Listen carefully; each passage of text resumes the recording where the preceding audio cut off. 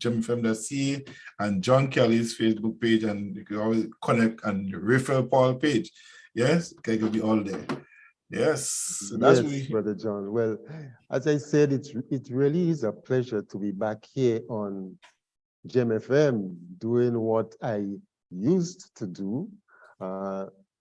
Those of you who used to be on Gem FM, who used to be following Brother John, you would know that I was here with the Comfort Zone. yes. And you would also know that for an extended period, after being a panelist on Brother John's Talking Point program, I had to take over the hosting of the Talking Point program for quite an extended period. And it just feels good to be back here. And I always knew that I was going to come back. And Brother John has always advised me and encouraged me and told me that I am welcome to return. And so I return here this afternoon with the message to the grassroots program, or as I call it, the MTTG show. Okay, and my first guest, he has just appeared on screen, is no less a person than Dr. Justin Pear. And he's an individual that we have had on this program here before. And well, I'll tell you a bit about that in just a short while. As I allow, let me just share this little clip with you. And actually, it's a cut from his appearance on. Of John Pear Barnett and Company Limited. We are a legal market company. What is our more or less claim to victory is that our company has one of the largest databases in the country. So, in a nutshell, Dr. Justin Pear, Dunn, Pear and Barnett Limited. Dr. Pear, welcome to the MTTG show. Message to the grassroots. Can you tell us a little bit about yourself and about the Dunn, Pear and Barnett Limited?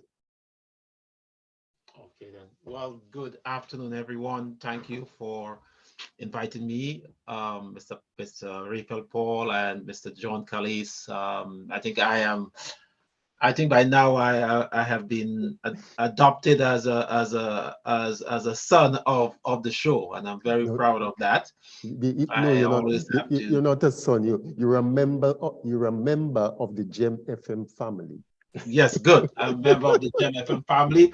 I also want to really thank Mr. John Callis. I always remember that we were hired by the EU, the European Union, to conduct this very important and probably the first extensive human trafficking survey in the Caribbean. And I wanted to. We had so much of information, so we wanted to get we wanted to reach out to the general public. So we had called the radio station in Grenada, wanted them to have an audience. Nobody responded, and when Mr. Callis heard about our story, he immediately came to us and allowed us to present some of our findings to the public, and here we are. So I want to thank you very much. We are as I said, my name is Justin Pear. I'm originally from from Grenada, specifically from the northwest, Fontenoy, in the Keith Mitchell constituency. Okay, so I just want to kind of say that. I also born and bred in Fontenoy, came from very humble family. My mother and so worked in Spiceland and Inn for most of our lives, sell snow ice and cake and stuff on the side of the post office. Father construction worker, so I mean came from from very humble beginning. I myself and some of our classmates from primary and secondary school, we grew up there, went to GBSS. But as I said, I told someone that I always have to give thanks to where I am from by a lady by the name of Miss Antoine. I know Miss she passed, but I just wanted to say that I was fortunate enough to go to what at that time it was called Teacher Sandy School. So it was a pre-primary school in Grand Mall where Miss Antoine, God bless her soul, and her parents owned the school. And because I knew her, and because obviously my mother were not, I mean, my parents were not really involved in education that much. Miss Antoine was somehow saw me as some sort of potential, and she all through my primary and secondary school life was able to kind of guide me, do my homework, correct my homework, and I've always maintained contact with her until she died last year. So that's basically where I'm coming from. With respect to who we are in terms of our company, in terms of our oppression, of our occupation, I'm from a company by the name of Dunpierre Barnett and Company Canada Limited. So we are a research firm. So we are one of the Black management research firm in Canada. I believe that we are one of the largest. So we concentrate a lot in what is called labor market needs assessment. It's a specific type of survey that we conduct.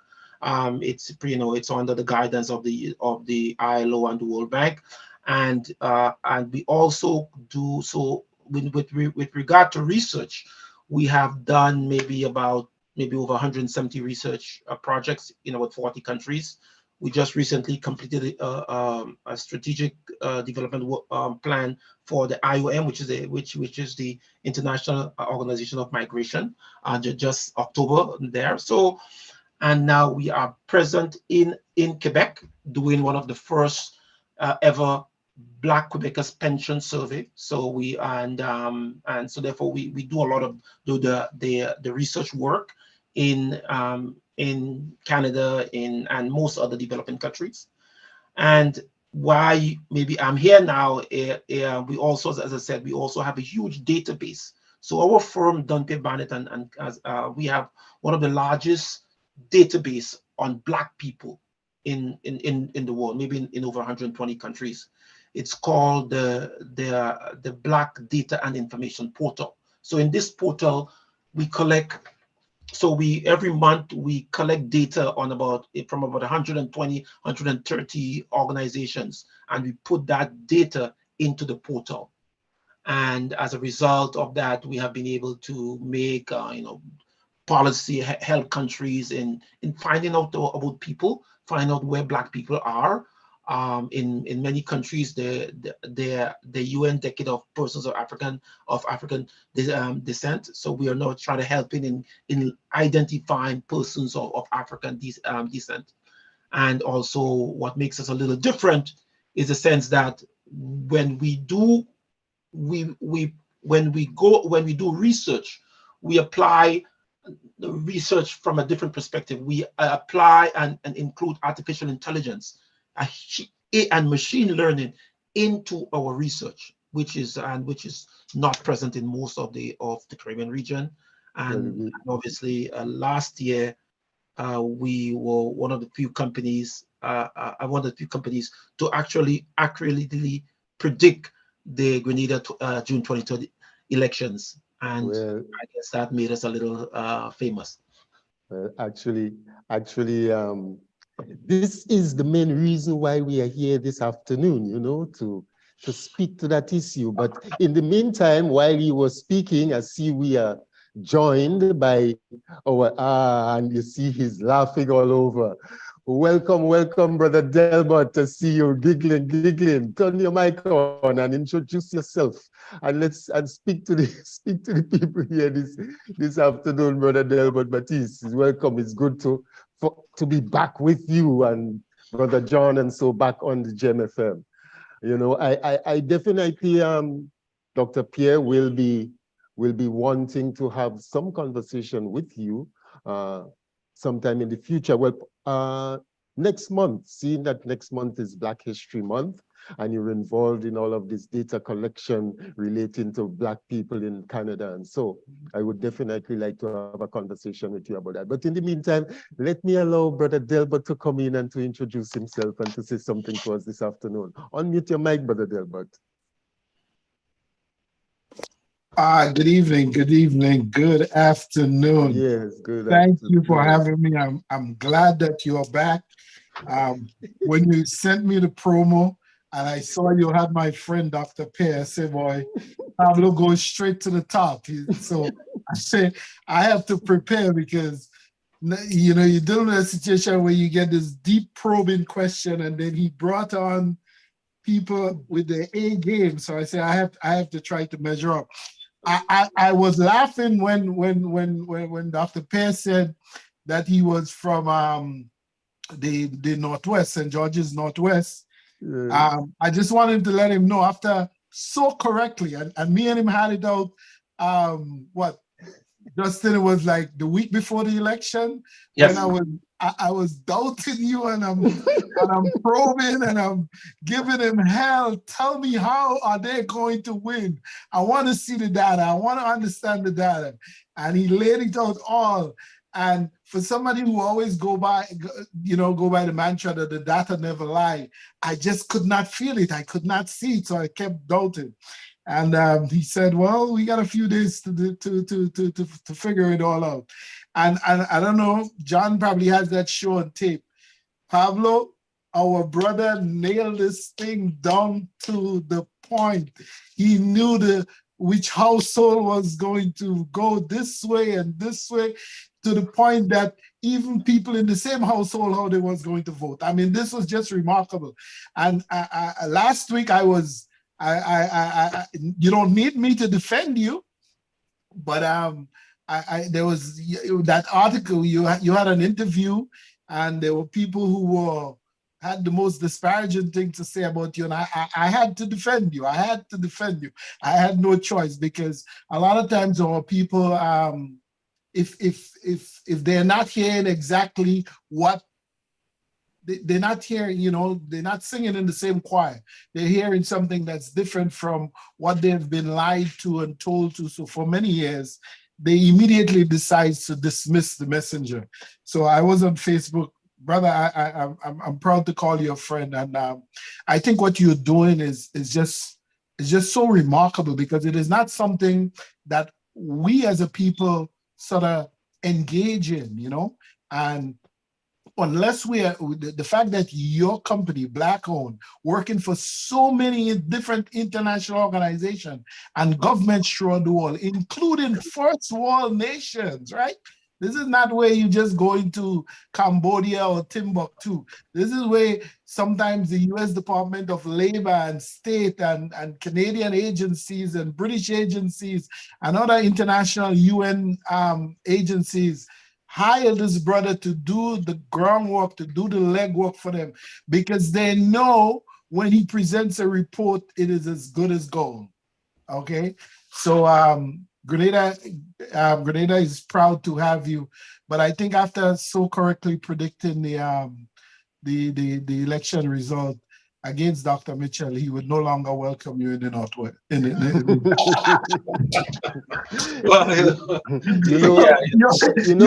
have to get new residency, my brother. Listen, I think that I was I had a meeting with, I had an interview with a lady by the name of Calista Farah. Yes. A couple of weeks ago. And I said that sometimes as statisticians, as Dr. Mitchell is a statistician, so he should have obviously known better. If the NNP maybe just conducted one survey to ask the feelings and opinions of the persons, they would have said, hey, you know, the pension is our lifeline, and it was not done. So yeah, that's a different story. Congratulations, Yeah. congratulations. That was remarkable. That was You remarkable. know, I'm listening to you speaking about the prediction. And I even listened to that interview that took place Alistair. with Mr. Bob. No, with Bob. Mr. Bob. Bob. Okay. Where he was on with the other pollster. And I mean, he had that pollster. I've never seen that kind of body language from him before. He had his hand on his head, and I'm telling you, because he just couldn't deal with it, you know, because the evidence was that, well, okay, he seemed to be coming from a different standpoint from Dr. Pierre, you know, and I want to play play a clip that speaks to the whole issue of his prediction. Okay.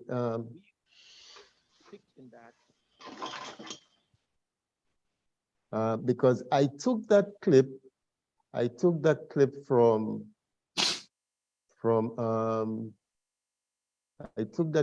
from that show that he did that time, and I think it's necessary for people to hear what really happened. Prediction. And the other thing he speak about is the pension. Okay, and we are going to get to that, but I want to share this clip on Prediction.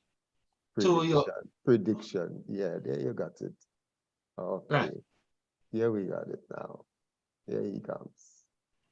So we were predicting that obviously a higher turnout would have made the election very easy, election being supported.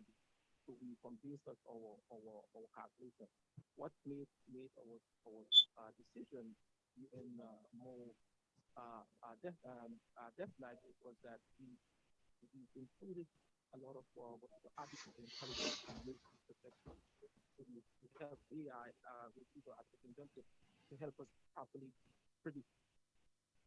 So you predicted, and let me say before you go ahead, Dr. Pierre, I heard Brother Delbert speaking about the doubts or the reservation that he had about that victory. Let me tell you guys, I had no reservation whatsoever. Tell you the truth, I even felt that it was possible for us to turn around the second most prominent seat of the NNP. I even felt it was possible. And when you look at the numbers, right?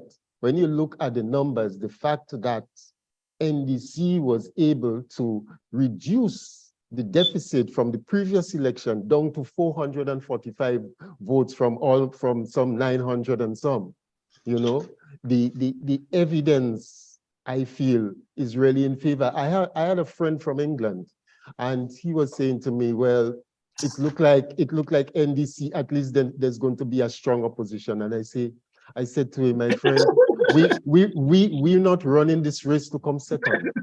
You know, no one gets at the starting line and saying to themselves, we are going to come second. We are going to win this thing. I had no reservation about that. So about the prediction, you said that a high voter turnout would favor NDC. We saw that the turnout was not as high as anticipated, because I myself was anticipating a greater voter turnout. What do you think was responsible for that? And in spite of the fact that it was, what, 60-odd% turnout, that NDC was still able to pull through? Okay, so thanks again.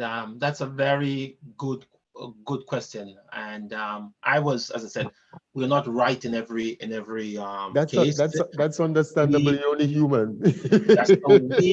So what we do what we try to do in most cases is to first let science lead us into the right direction. So science, artificial intelligence, machine learning, bots.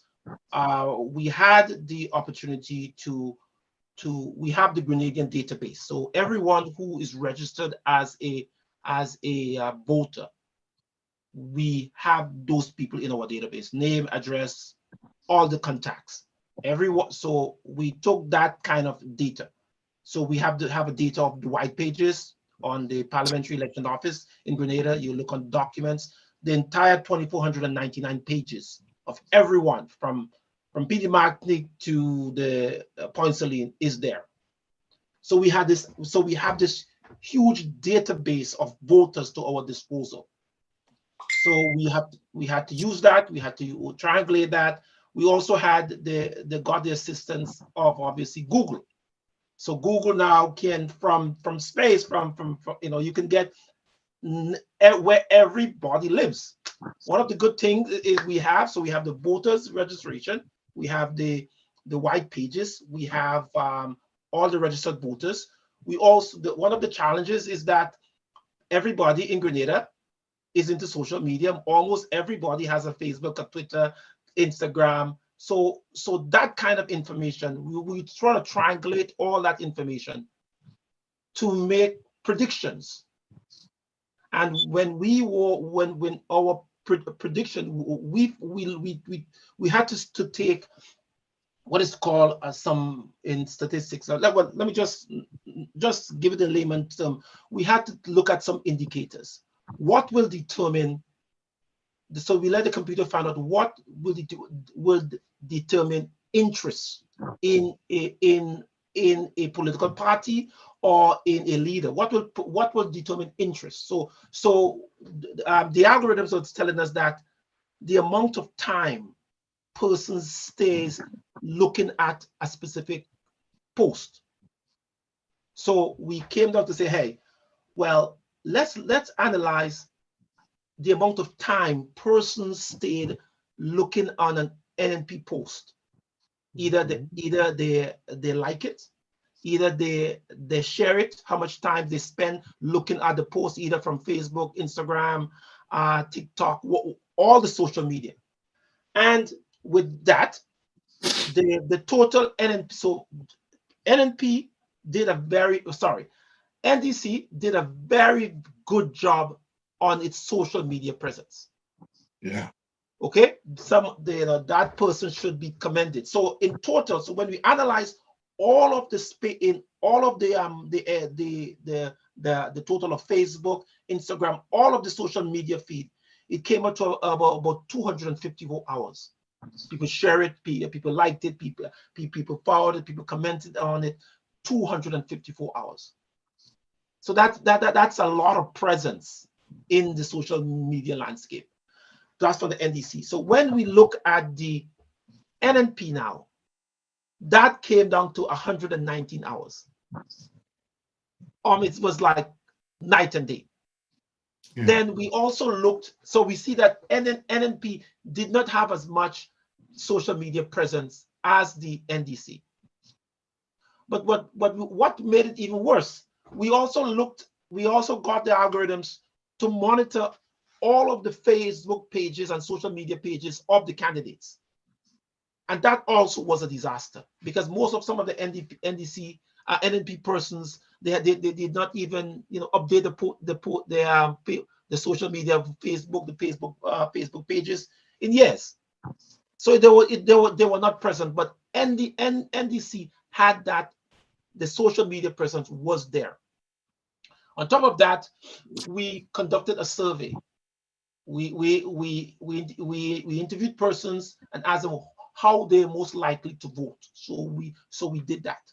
In addition, we also came down in the month of May to conduct some focus group.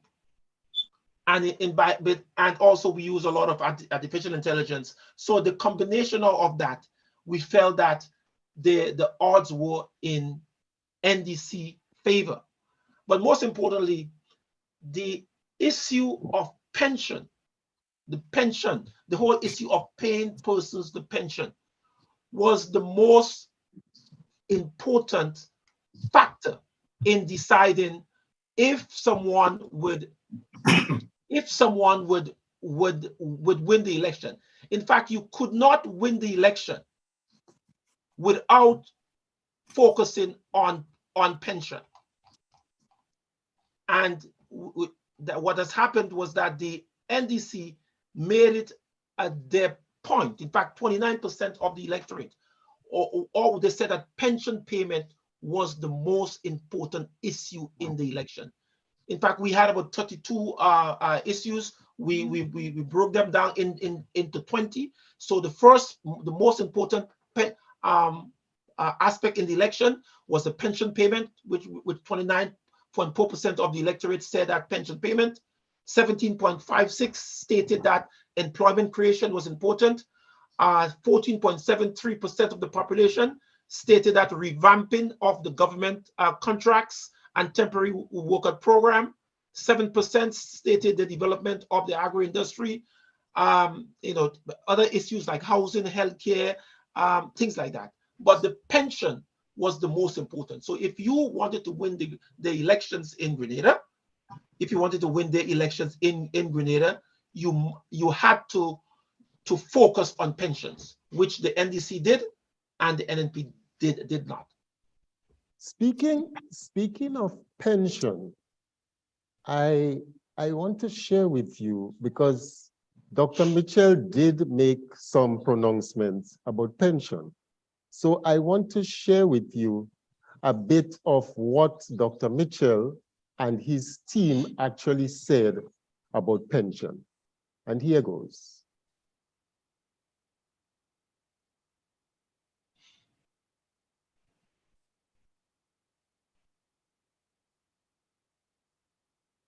Today, I announce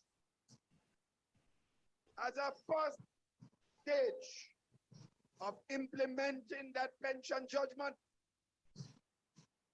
all entitled public officers appointed by the Public Service Commission who will retire in 2022 at the legally accepted retirement age of 60 will be paid their pension during this year, 2022. And here. So when the Prime Minister says he is going to pay the pension, we know that is not all talk. That is not gimmick. We know that he is already figuring out and that he has consulted the people with the knowledge, and the pension will be paid.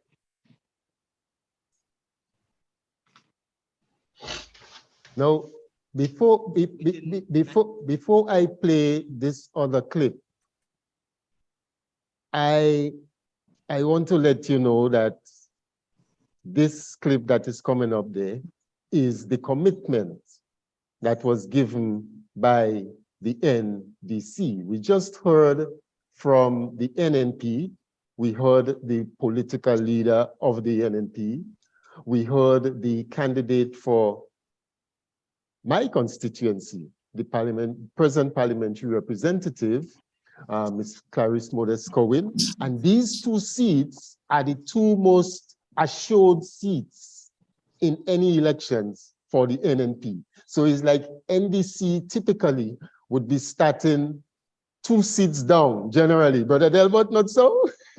Absolutely, no, absolutely. Yes, it's starting 2 seats down. So we heard what they had to say. And let's hear now what Deacon Mitchell had to say as regards pension. Within 90 days of us assuming office, ascertain all of the public workers who are entitled to a pension. Ascertain how many of those workers have since passed the great beyond, so that we can assess the payment that has to be made to the SC. And third, once we have ascertained the extent of pension that is due to the public workers, we will raise the money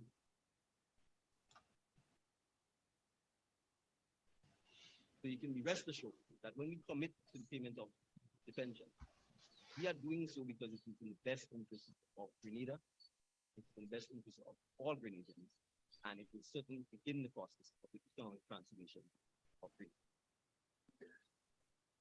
What would you say, Dr. Pierre? Because Dr. Mitchell, they said that they were going to pay, and because you said that was one of the most critical elements of the campaign. Dr. Mitchell said he was going to pay. Deacon Mitchell and his NDC gave a commitment to pay. What would you say made that difference in the commitments that were given? And what do you believe was responsible for Grenadians actually believing in Deacon Mitchell's word rather than Dr. Mitchell's word, right? Seeing as Dr. Mitchell had been there for all of these years, right? He's been the longest serving parliamentary representative. He's held power for 13 unbroken years and then another 9 unbroken years, okay? And Deacon had just come into the picture 8 months ago. Tell us. As I said, I really would like to go back to Grenada. So no man, we have a different administration. So don't mind Delbert and what you said. Dr. Mitchell ain't gonna run you. I'm going to hide him in Batway, man. I'm going to hide him in Batway. So what I was about to say would be I hope it is taken right in the correct place. Okay, so what we try to do as statisticians is to let the data speaks for itself. So let the data guide you to the right conclusion. So, two persons may say something, and I think I mentioned it in Beyond the Headlines in July last year, when the whole issue of when someone speaks. So, for example, when Dr. Mitchell speaks, and we live in a modern world, and there is something, and because we use a lot of artificial intelligence in terms of speech tonation, facial recognition, okay, when even though someone says I will pay with a wink and I will pay, the voters are smarter than we think, okay? The voters are smarter than we think. And we had what we were able to do was to gather all the speeches of Dr. Mitchell, all the speeches of Mr.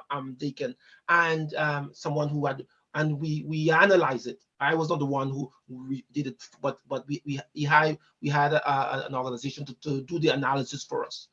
And in the delivery, tone, diction, pronunciations, it shows that Mr. Deacon Mitchell was more believable. Yeah. In his speech, in his diction, than Dr. Mitchell. Okay, and as a result, we found that many of the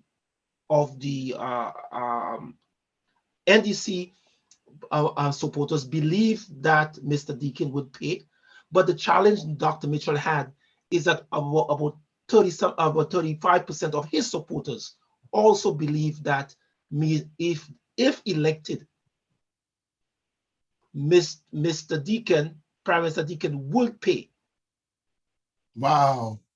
But the NNP supporters stated that they did not believe, a high percentage, around 38-39% of them, did not believe that Dr. Keith Mitchell would pay the pension. And since that pension was the most important aspect of the election, these voters, these strong, loyal NNP voters, voted for the NDC.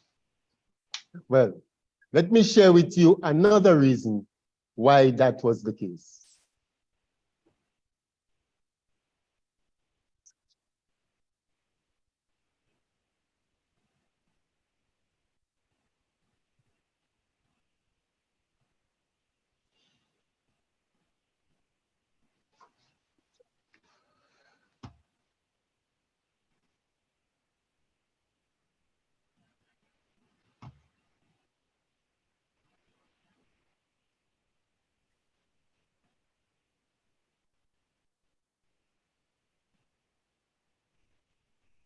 So that clip was from the 2018 election. Pablo, that Yo. clip didn't play, eh? He didn't play? No. No? No, he But that's didn't play. okay. Okay. You can Okay, discuss it. Yes. Yeah, let's get okay, that clip didn't play.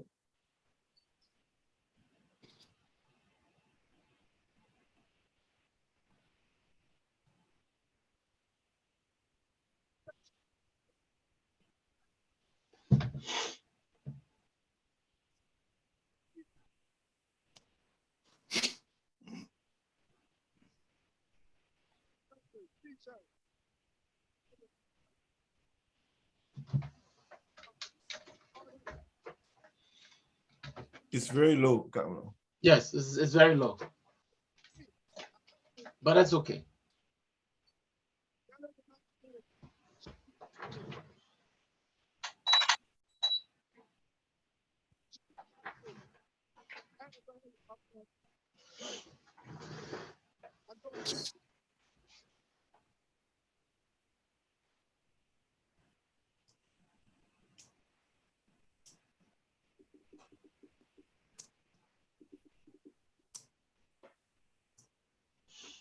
Okay, it's not playing. John, could you help from your end? Well, actually, this was a clip from the 2018 elections. And Yes. I guess even if you did not, the audio, it was kind of drowned out by the music that was playing in the background. Because that interview was taking place at an NNP campaign event. And the person being interviewed was Mr. Chester Humphrey. And he was saying that after all of these years, he had advised Dr. Mitchell not to, and remember, we're speaking about 2018. Yeah. And we got to, but subsequent to that, I mean, they actually had to go to court. Yes. And the judgment came, and Dr. Mitchell was then returning now and giving that commitment to say that he was going to actually pay the pension.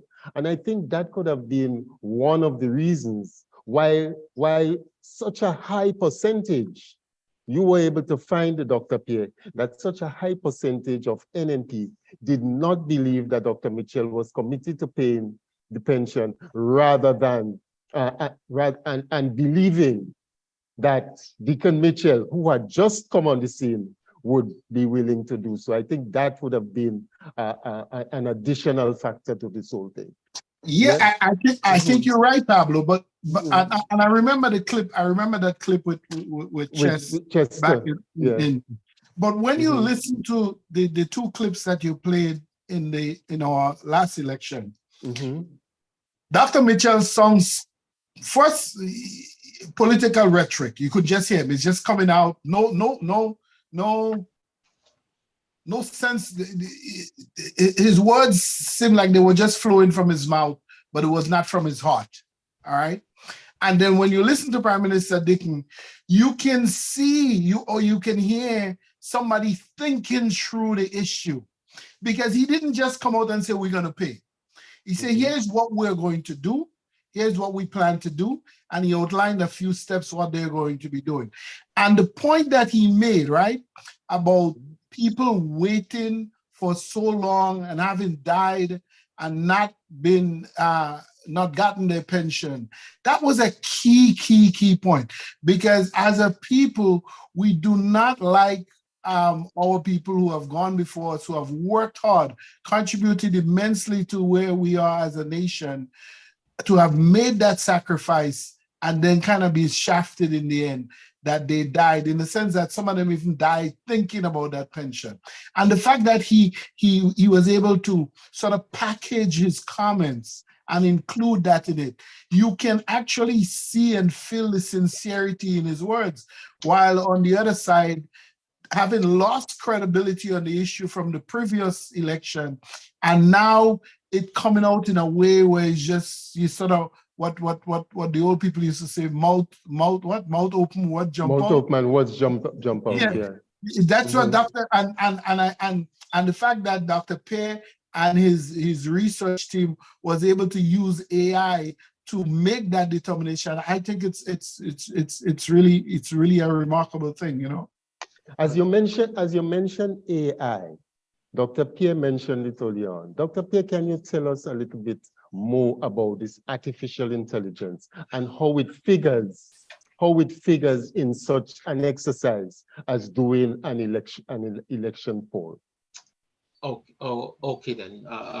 Well, I just try to kind of simplify it. So Yes, please. artificial intelligence is using a series or combination of computers to make predictions on a specific topic or specific phenomena. With regard to us, in regard to what we do as an organization, we are in the sort of infancy stage. Okay, that's why we do this work as a pro bono. We're in the infancy stage of developing, as I said, through our Black Data and Information Portal, developing intelligence on the Black population. So we want to have what is called, we want to experience in our enclave data on Black people. So let's say, so for example, the Grenadian population, the Grenadian landscape, it is highly monitored by us, not from a negative point of view, but we look at, for example, in the election, we look at persons, how people vote, how people share information.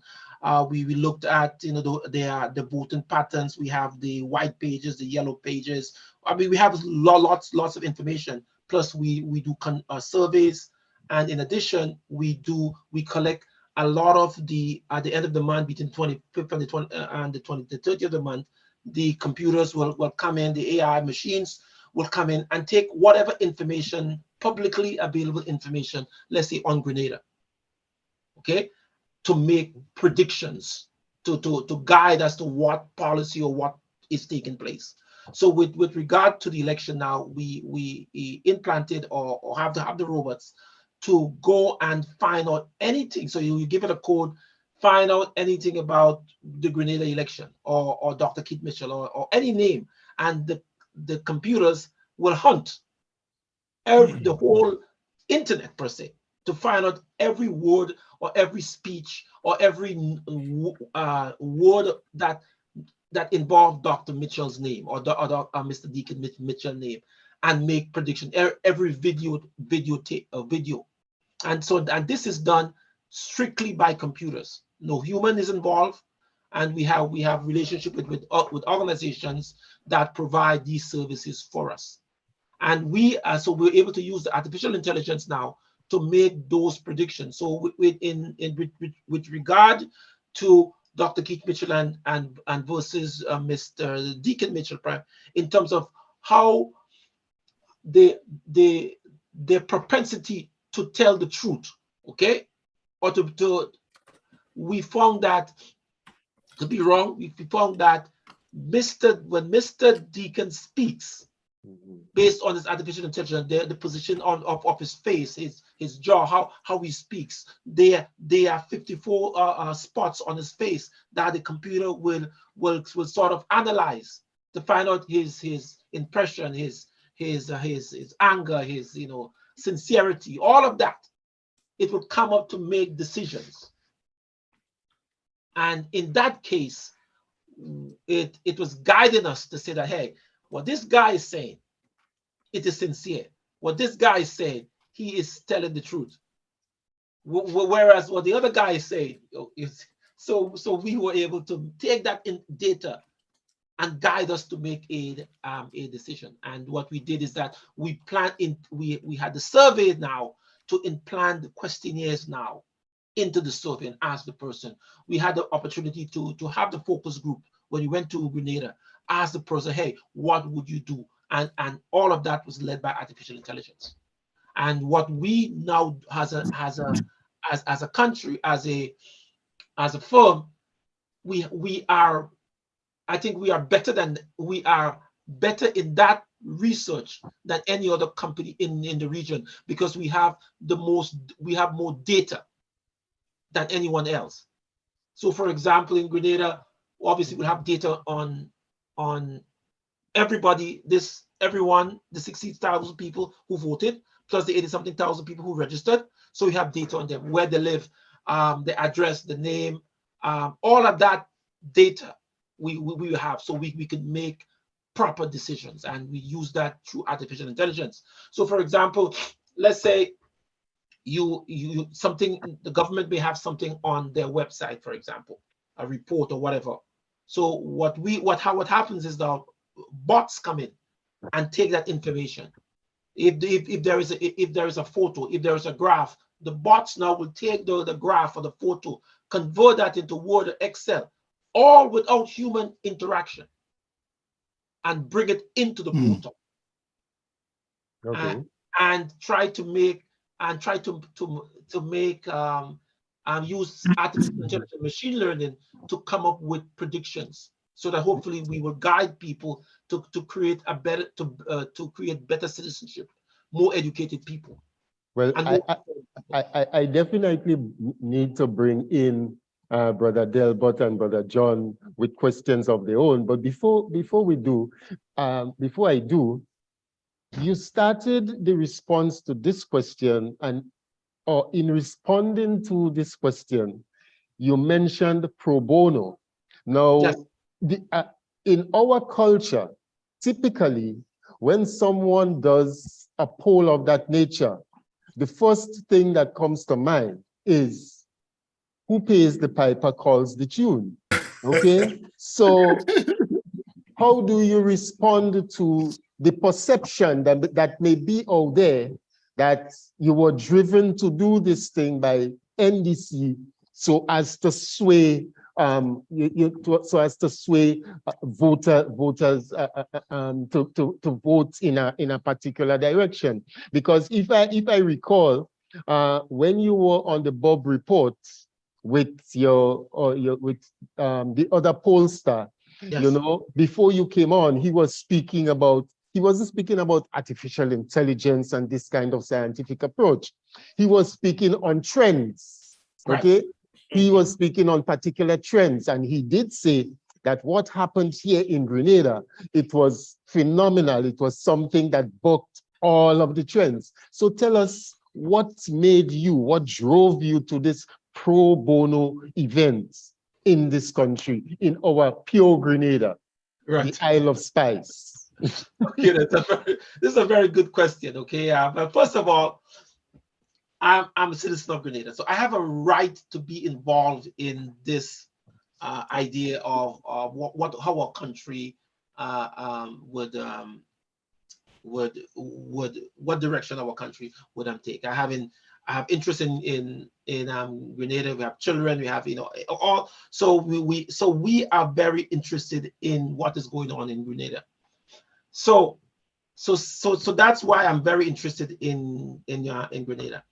Ideally, a financial institution had commissioned a study, okay, so what would be the political landscape. So we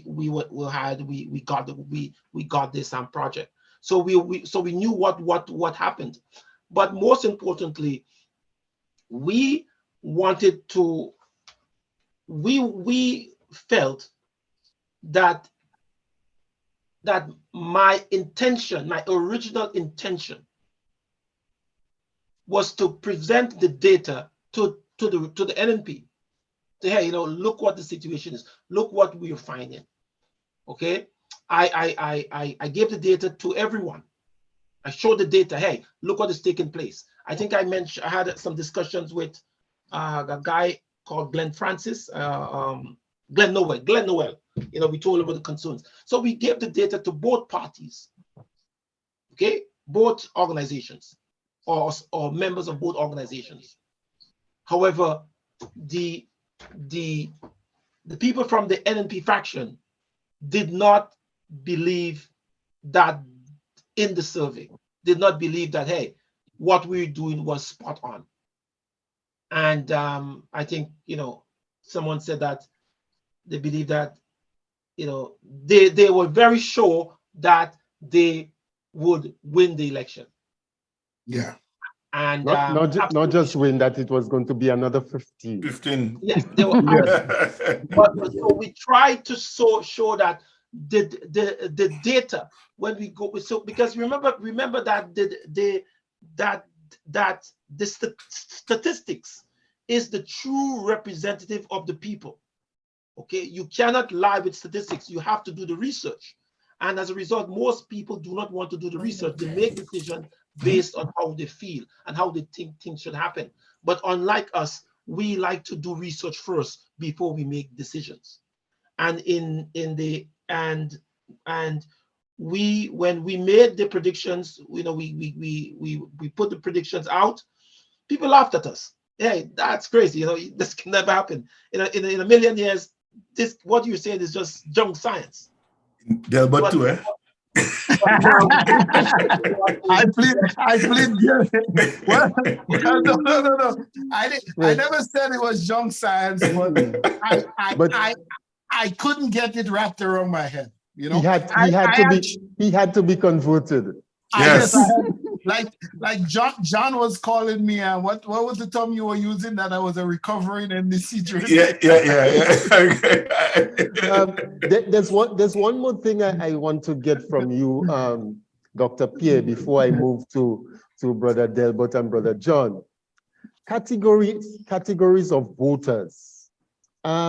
You did say that there were particular evidence in the voting patterns of Grenadians as to who voted where at the different age groups and so on. Can you share a bit with us on that as to who was likely to be voting NDC as against who were likely to be voting NNP?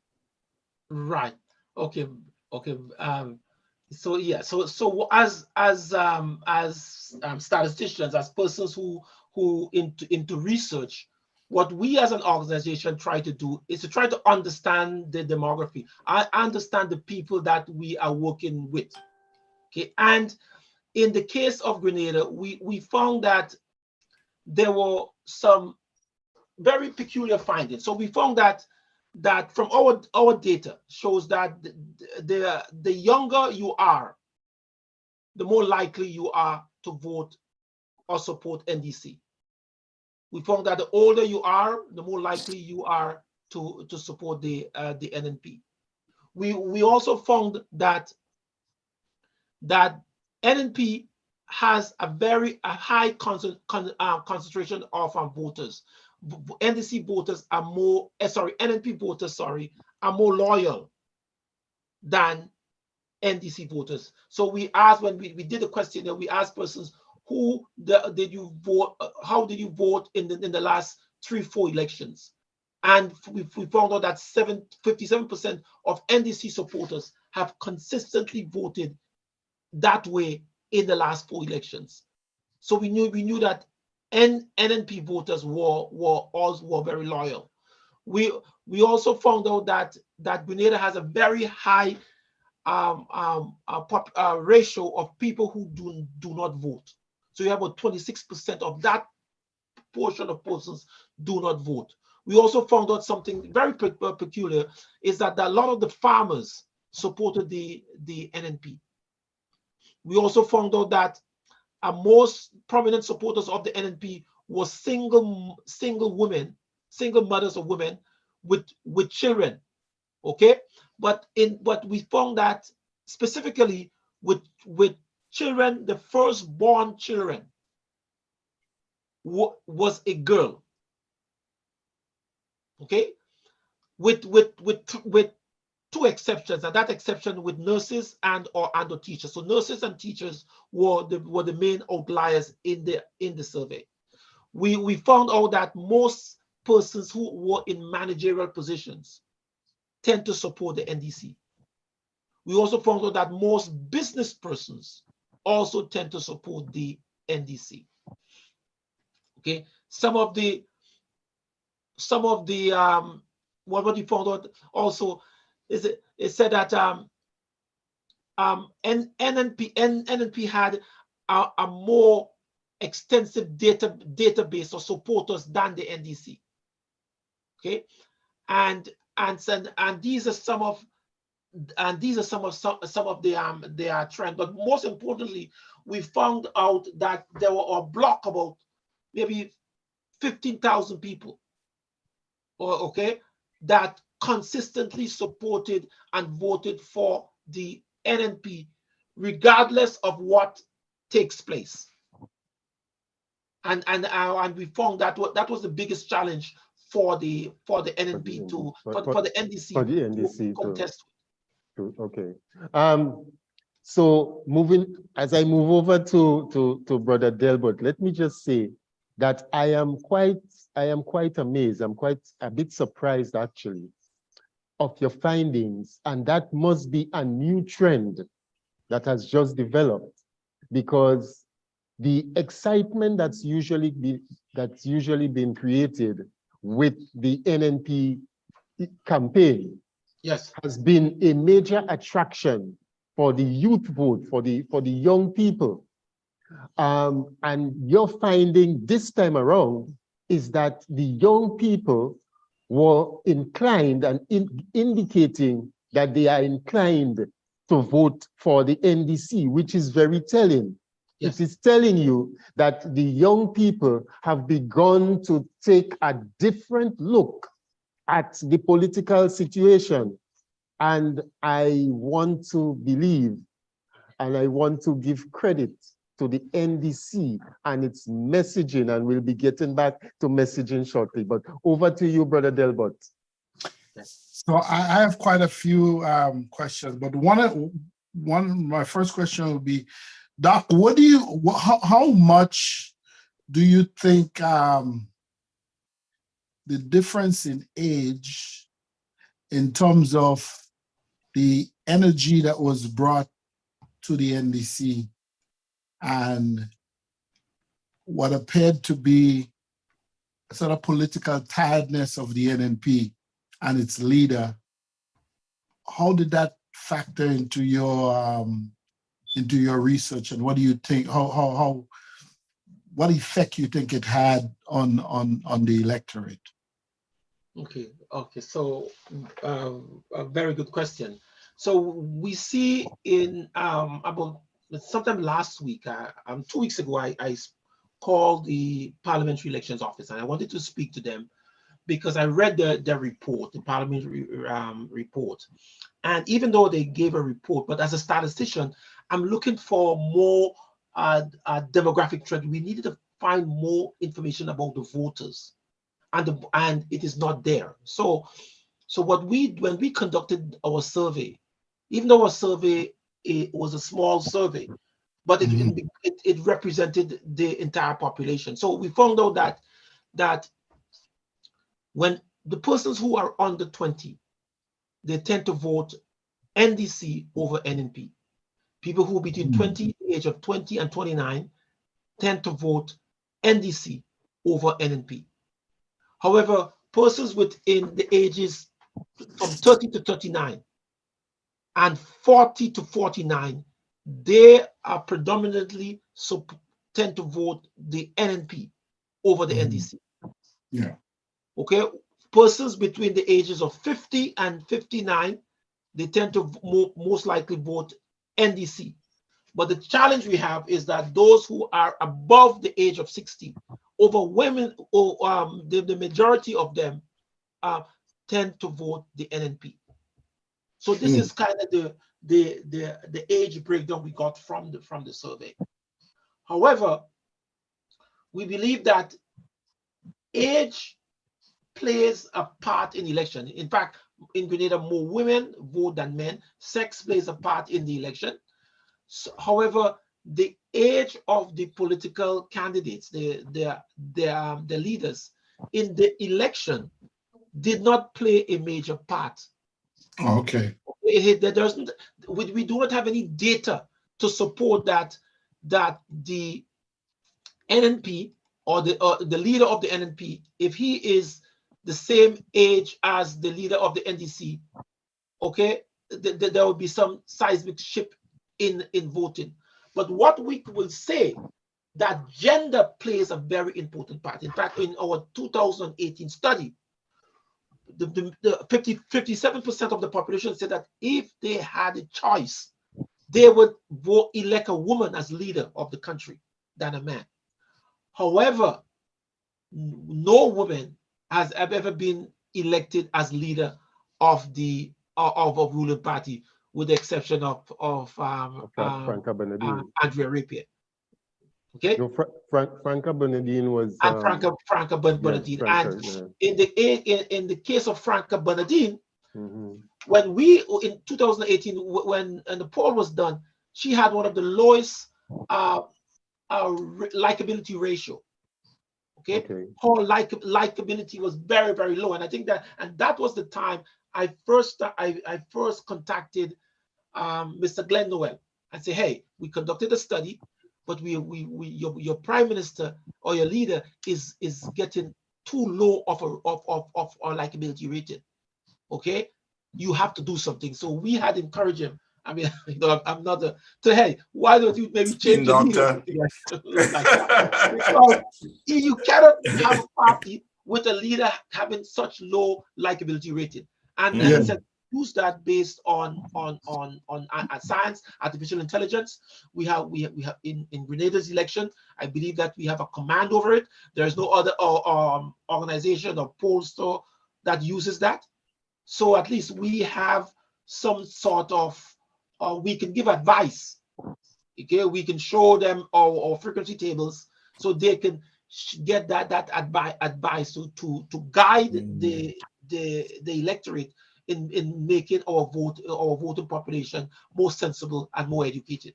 And that is our goal, to make the voting population of Grenada more educated, more sensible, so that they will take the information and process it better than those days when we were growing up in the Gary era, goat and rice, so we have to forget those days.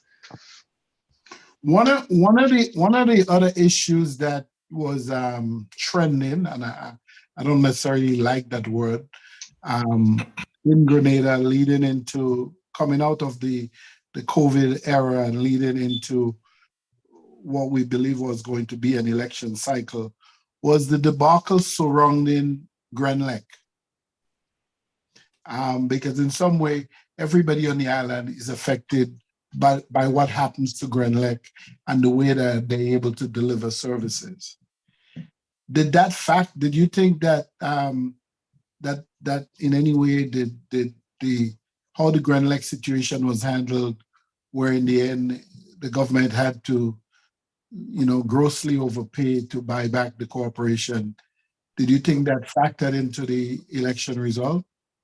From my professional point of view, I would not know. We didn't poll that. As I said, I could only speak based on evidence and research, and so we did not poll that the whole GrenLec issue in our determination.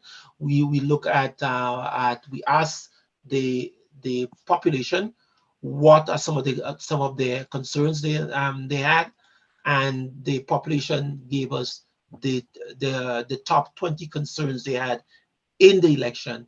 And the main concerns they had was the issue of pension, and so pension played a very important part. So pension, employment creation, ramping up of the government contract to temporary workers, development of the agro-processing industry, housing for nationals, land for nationals, the sports industry, education relief, scholarship funds for students, healthcare, and insurance. So that was very, very major. People were very concerned about their healthcare and skills training, tourism industry, marine industry, etc. So there were about 20 key issues that we polled against, and also we polled.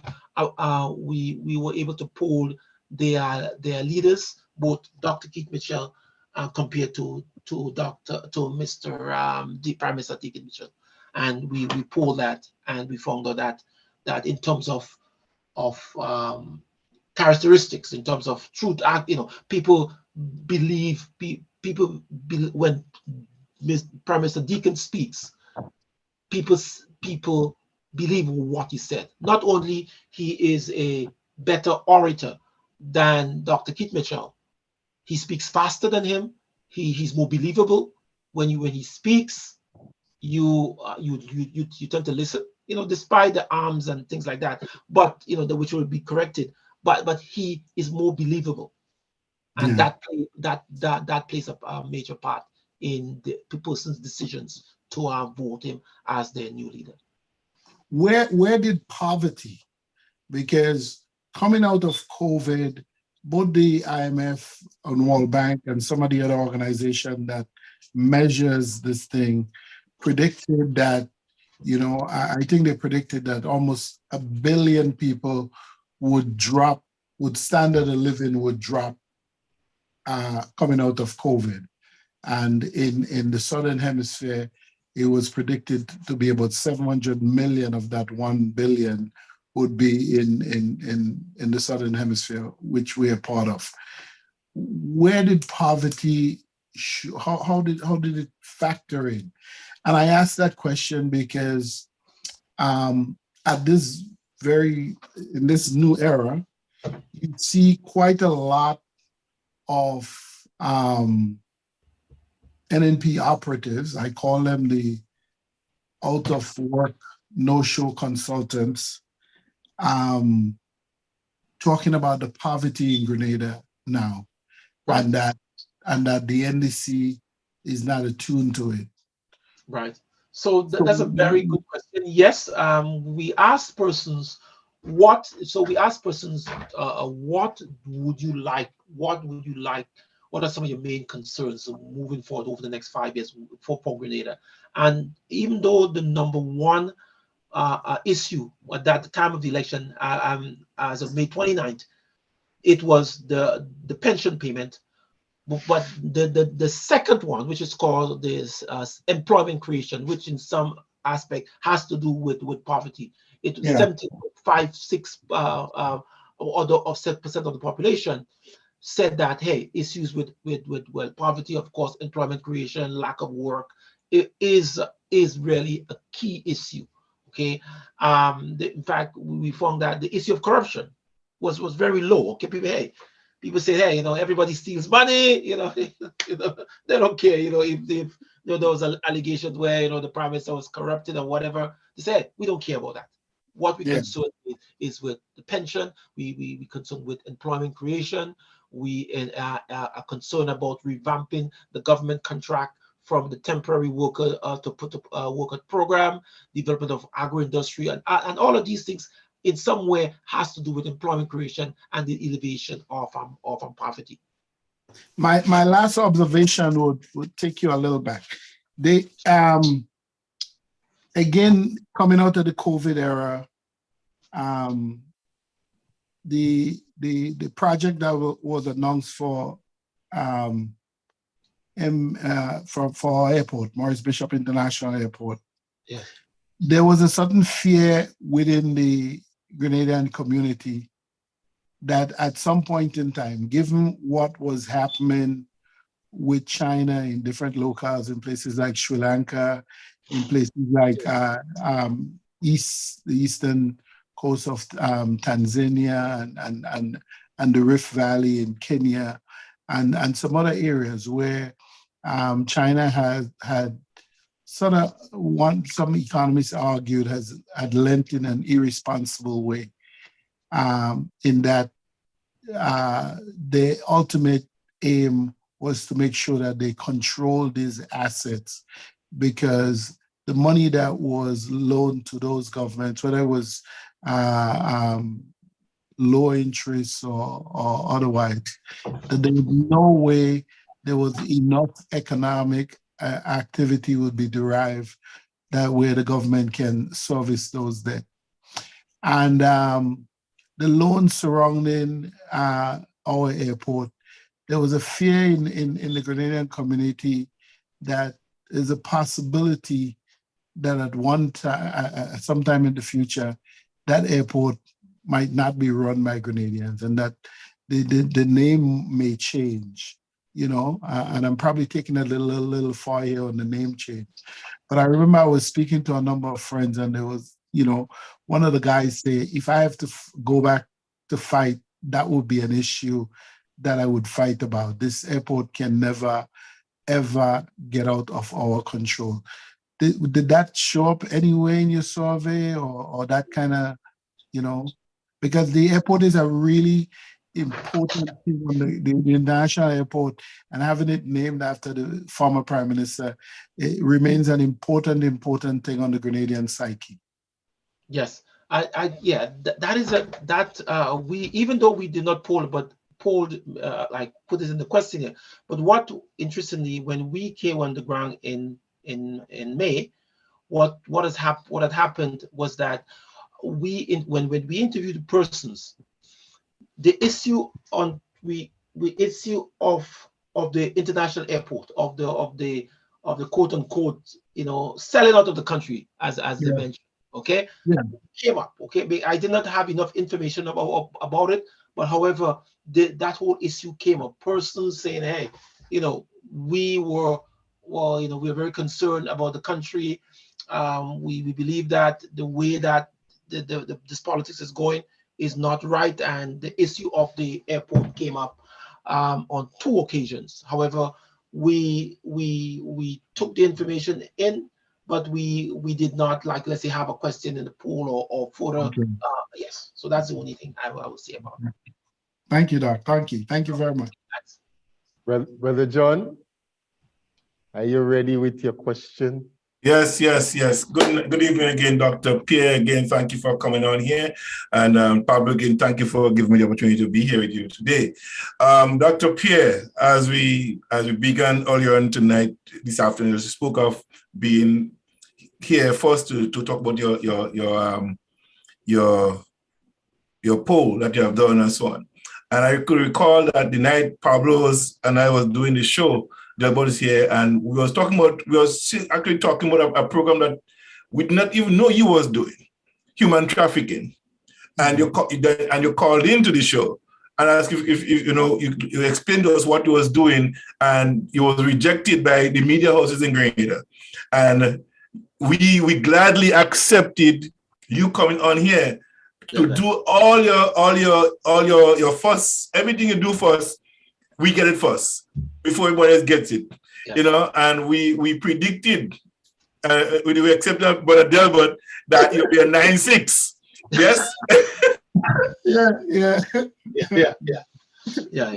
As I said, you know, many people laughed at us, okay, and that's what I find was very strange. Okay, in the absence of data, people use their imagination and the feelings, right. And you know, we come into from this perspective, because this is not the first time we're doing this. Right. We are just sharpening our tools. Okay, we are building robots, making our analysis and prediction better and better and better. So we are trying to do this for pro bono.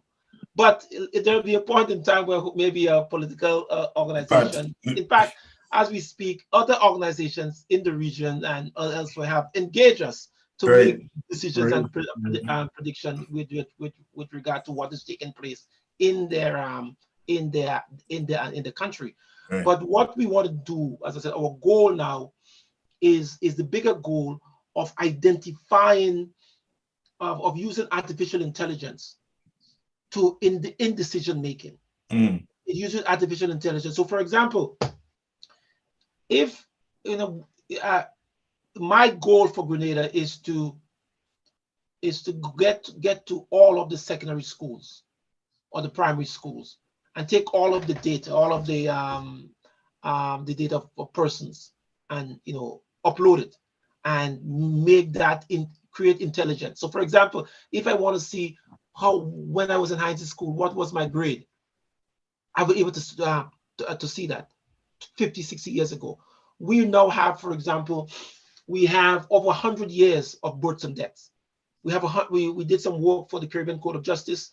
Okay, we have over 50 years of murders. Okay, so we want to know that we want to take this intelligence So for example, if a murder was committed, okay, all the data on that murder or any of a human trafficking or whatever.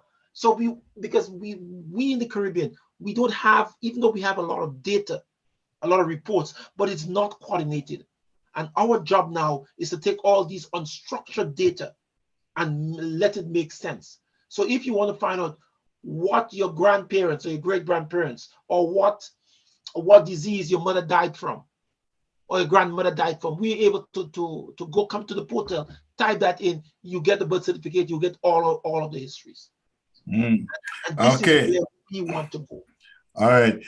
So my question, my bigger question here is, given in fact the victory on June 23rd last year, you mentioned that 39% of the voters voted NDC because the trust issue the pension. That 39, almost 1/3 of NMP voters came in and voted for NDC for that. Yes. Now to keep on gaining more of that percentage, what would NDC have to maintain that 39% plus get another 39% or 30% of NDC voters, NMP voters to ensure to secure a next victory? Because based on the statistics that you shared, that this 39% came from NMP to vote NDC. So how, given that present state of affair with the voters, now they have received their pension, what else should they be looking for from NDC to have a victory again at the poll? Right.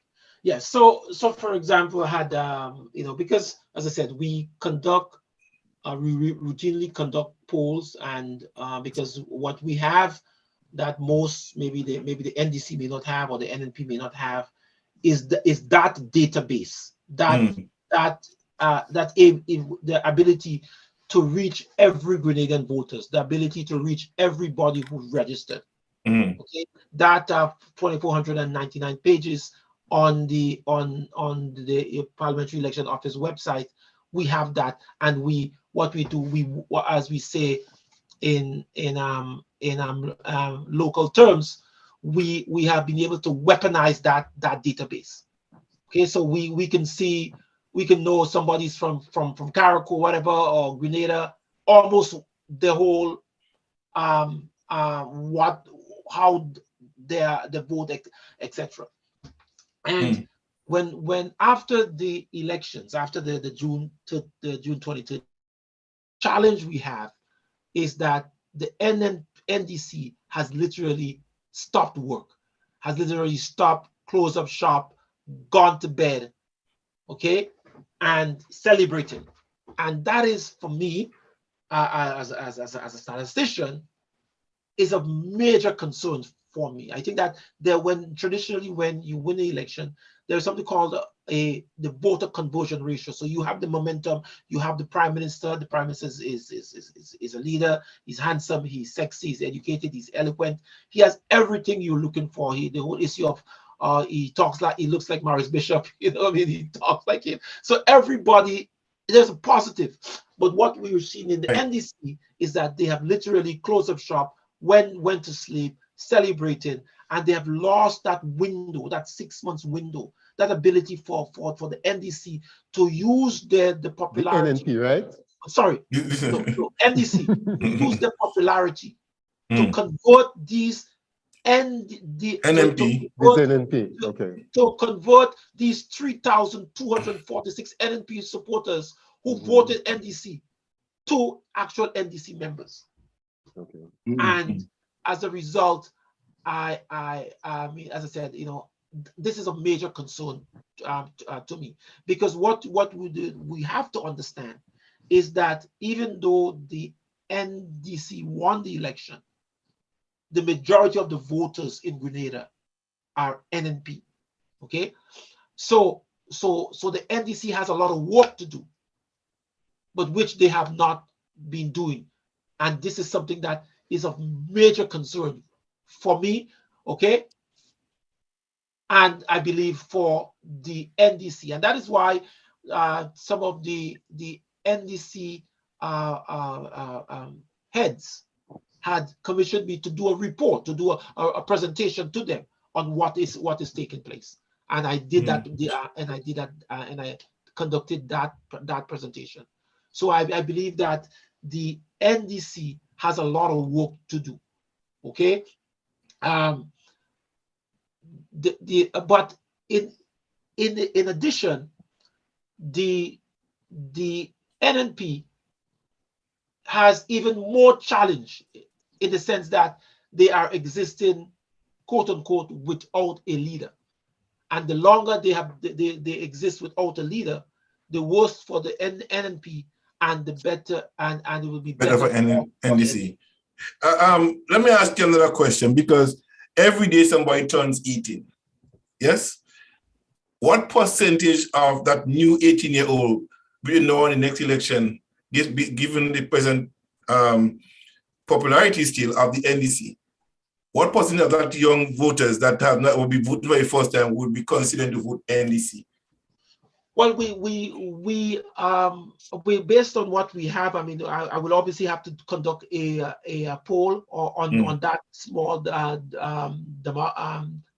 small portion of the survey. But the trend is still in the favor of the NDC. The younger you are, the more likely you are to vote the NDC. Since that they have a flamboyant leader, they have a leader now. The NDC has a leader who has become a celebrity. I think he's getting a popularity of the nation, and not only in Grenada but regionally, because of his as I said, because he appeared to be honest, appeared to be forthright, and when he speaks faster than the normal person. So your attention span heightens when he speaks. All right. Just one more last question on the pension issue.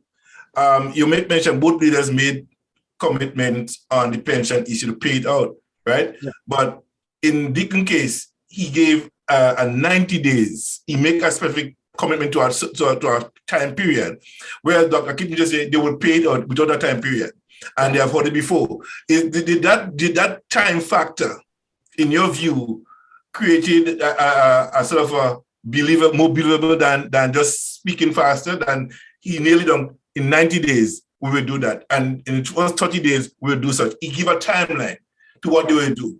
Would you think that was a factor? Yeah, yes, I believe, yes, it was a factor. And I said the whole issue of the pension was definitely an issue. So people concentrated. So when we asked we programmed the bots to give us the interest level. So whenever the pension issue comes up, people people paid attention to it, and because the Mr. Prime Minister Deacon Mitchell appeared to be more believable. Okay, he tend to people could have seen, people saw that and believed that he was telling the truth. Right. Okay. So I want to thank you for that. Back to you, Pablo. Okay. Thank you very much, Brother John. It's a lot of food for thought here. Yes. But Dr. Pierre mentioned that in his survey, he found that there was not any particular concerns about corruption. Yes? Yes. But on the other hand, do you think that there is a need for the young people to get a better grip on the impact, the economic and developmental impact of corruption, in that when there's rampant corruption, it takes away financial and other resources that can be used for their growth and their development, and to provide those things that they say that they have concerns about, the jobs and all of the other things. Right. So is there a need to to help to sensitize these young people and the population at large as to the impact of corruption on the availability of the resources that is required to satisfy those needs that they have concerns about? Yes, definitely. This is a very good question, and thank you for raising it. And I think, and that's the reason, that's one of this quote unquote challenge, quote unquote issue that I have with the NDC. Not to say that I'm not bad talking the NDC. I'm not a member of the NDC party, but I think that in the last 6 months, okay, the NDC should have started working on certain issues that the population had. The population had 20 issues, okay, that they had concerns with, okay, and they should have kind of worked on these issues, and make sure that the population, okay, believe in it. Okay, so we have, for example, the main issue of corruption. Even though corruption was not an important part in the election, the corruption was not okay.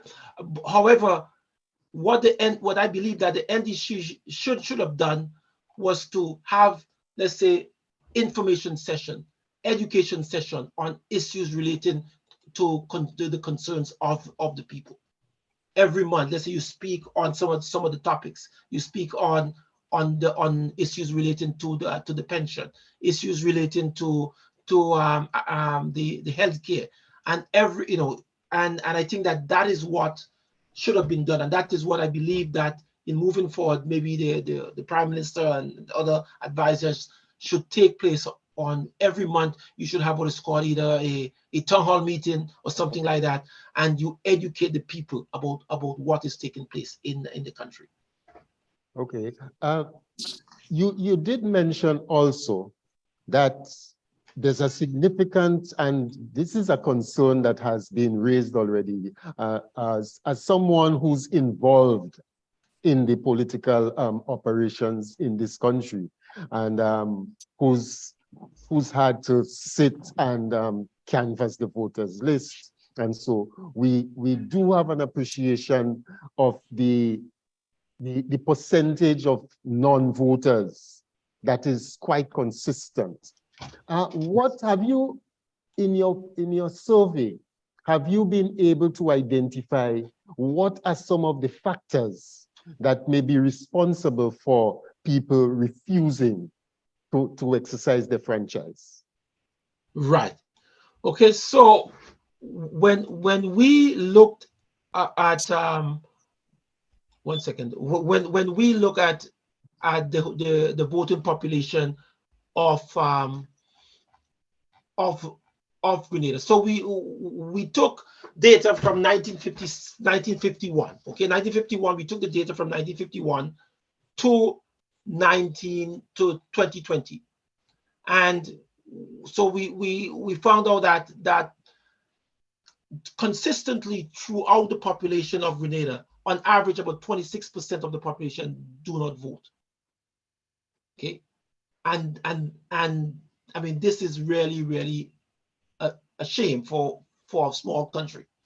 However, we see that certain sectors of the population, when you consistently do not participate in voting. So, for example, the Rastas, for example, religious organizations, they do not really participate in the voting. We find that farmers, fishermen, and some they do not participate in voting. And what we have to do now, we as citizens of the country should really reach out to these people, okay, and inform them the importance of voting. Okay? And if we do that, if both parties come together, I realize that in St. Andrews, the two Thomases came together. So we need more of that. We need to both the NNP and the NDC and all the other parties should come together and to inform people and encourage people the importance of voting, and that has not been done.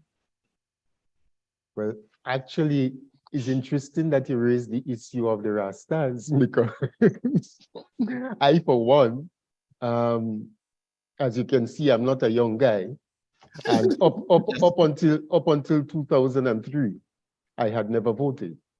Really? Okay. See? Yes, up until 2003, I had Wow. never voted, in spite of the fact that I was always somewhat of a quote unquote a political animal. You would find me involved in political conversations and so on. I was very much involved in the NGOs and so on, involved with cultural organizations and so. And it wasn't until Dr. Mitchell decided to get into a fight after becoming the Prime Minister of the country in 1995. He decided to get into a fight with the Grenada Progressive Calypso Association, of which I was a member and I was an executive member. People like Glenn Noel and so were also part of that executive.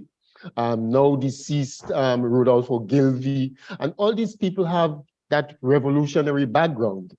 And it came to the point where they say Adrian Posueda Thomas, who is the deputy political leader of the NDC, you know, and it was about shutting down those dissenting voices, the same people, the Beast and the Scholar and whoever, that he had been applauding while he was in opposition. He now, you know, he got into a fight with us to shut down these dissenting voices. And it went from one stage to the other. Calypsonians ended up in court with each other over executive position. And the interesting thing too is that I was being labeled an NDC even if I was not voting.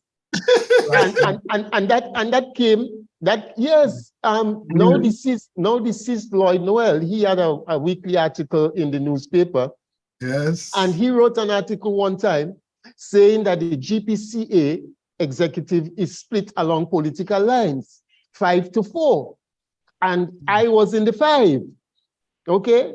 And I had never voted. Right, right. You know? It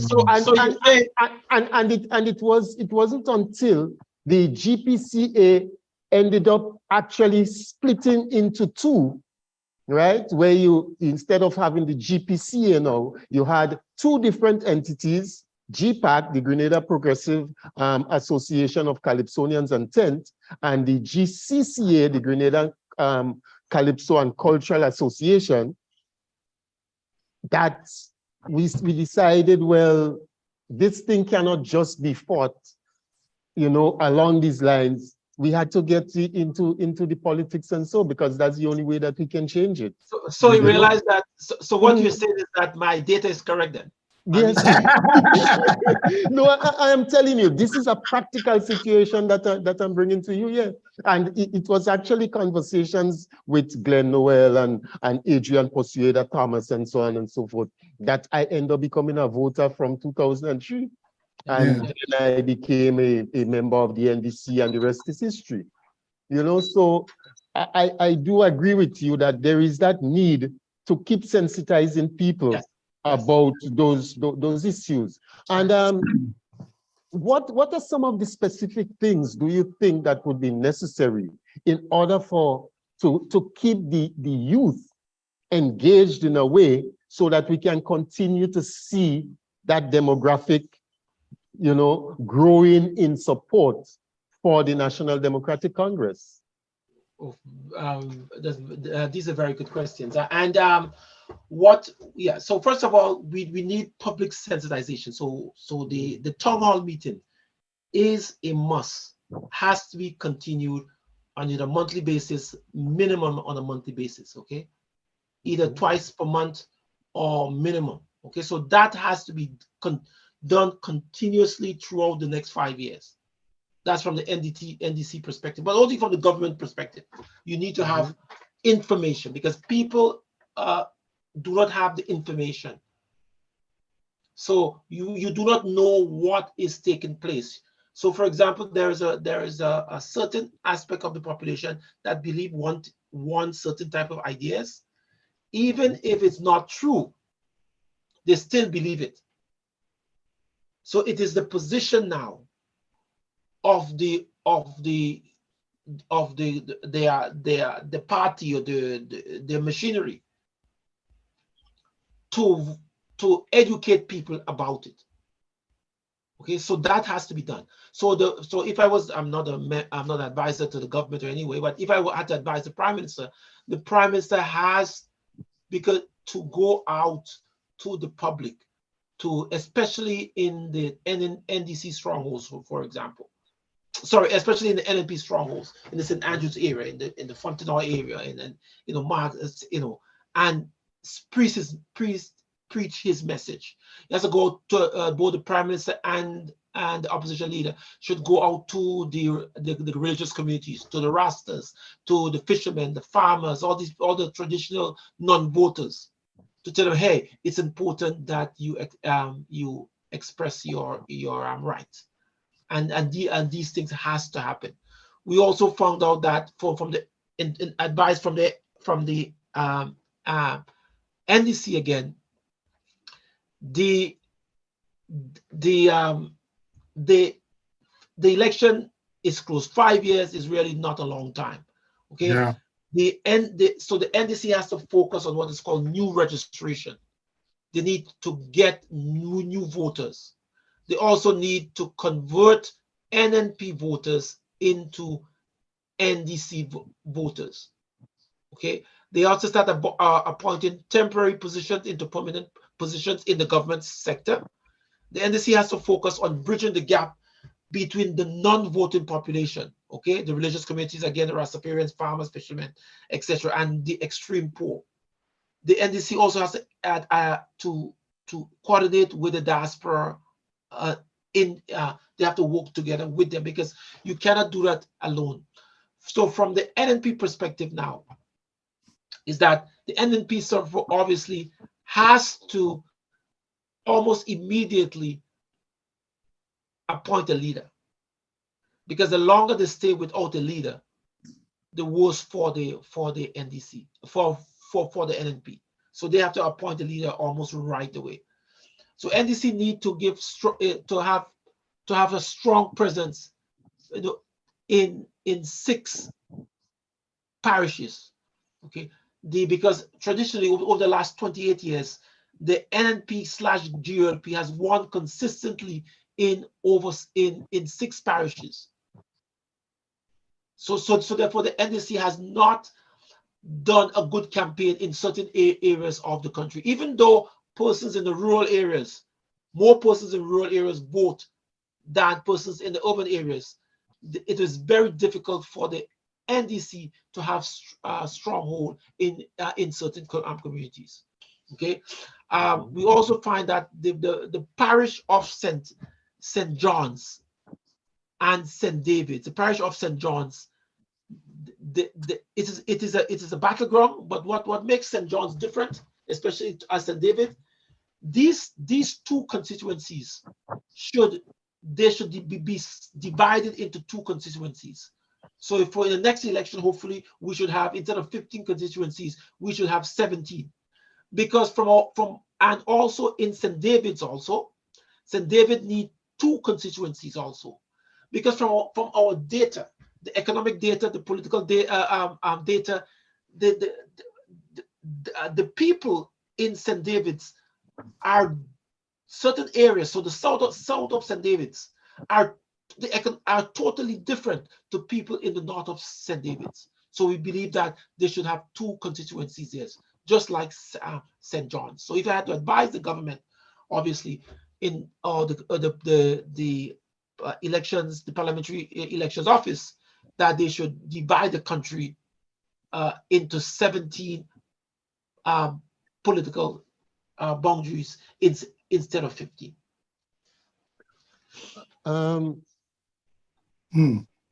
It's interesting that you say so.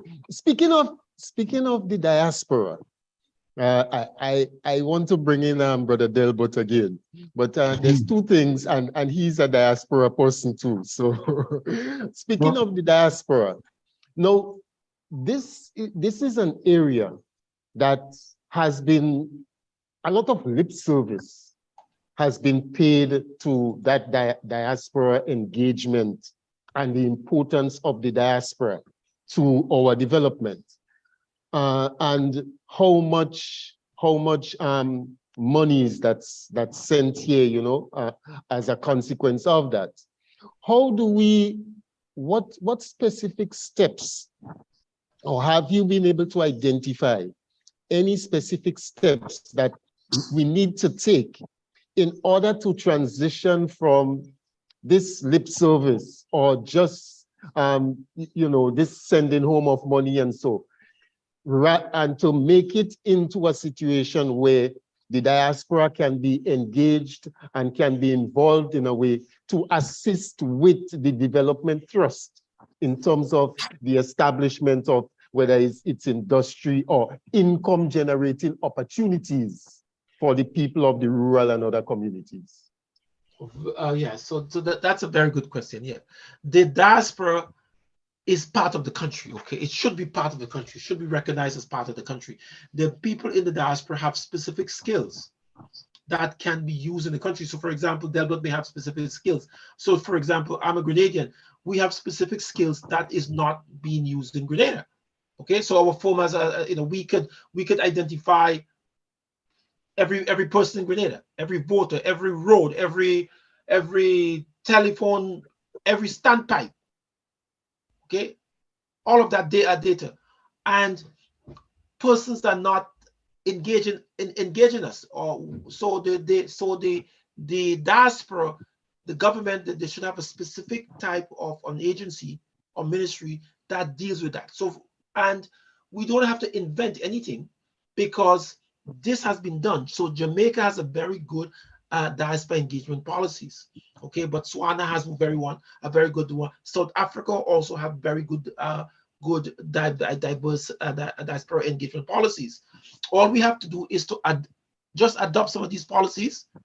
However, when the complaints from certain persons in the diaspora, I had a friend who is a doctor, specialized, very good. He had applied to help in the hospital. They turned them down. Okay, so they must have a level of we must see ourselves as being part of the country. And the challenge we have is that we believe we don't want to take advice. So when the government comes in power, they believe that they know everything and they do not want to engage other persons. But remember that we are all Grenadians, and as a result, we have to help each other. So the diaspora engagement policies, it's critical for the development of the country. Okay, and if you don't take my word, just call the government of Jamaica and see how much assistance the diaspora give.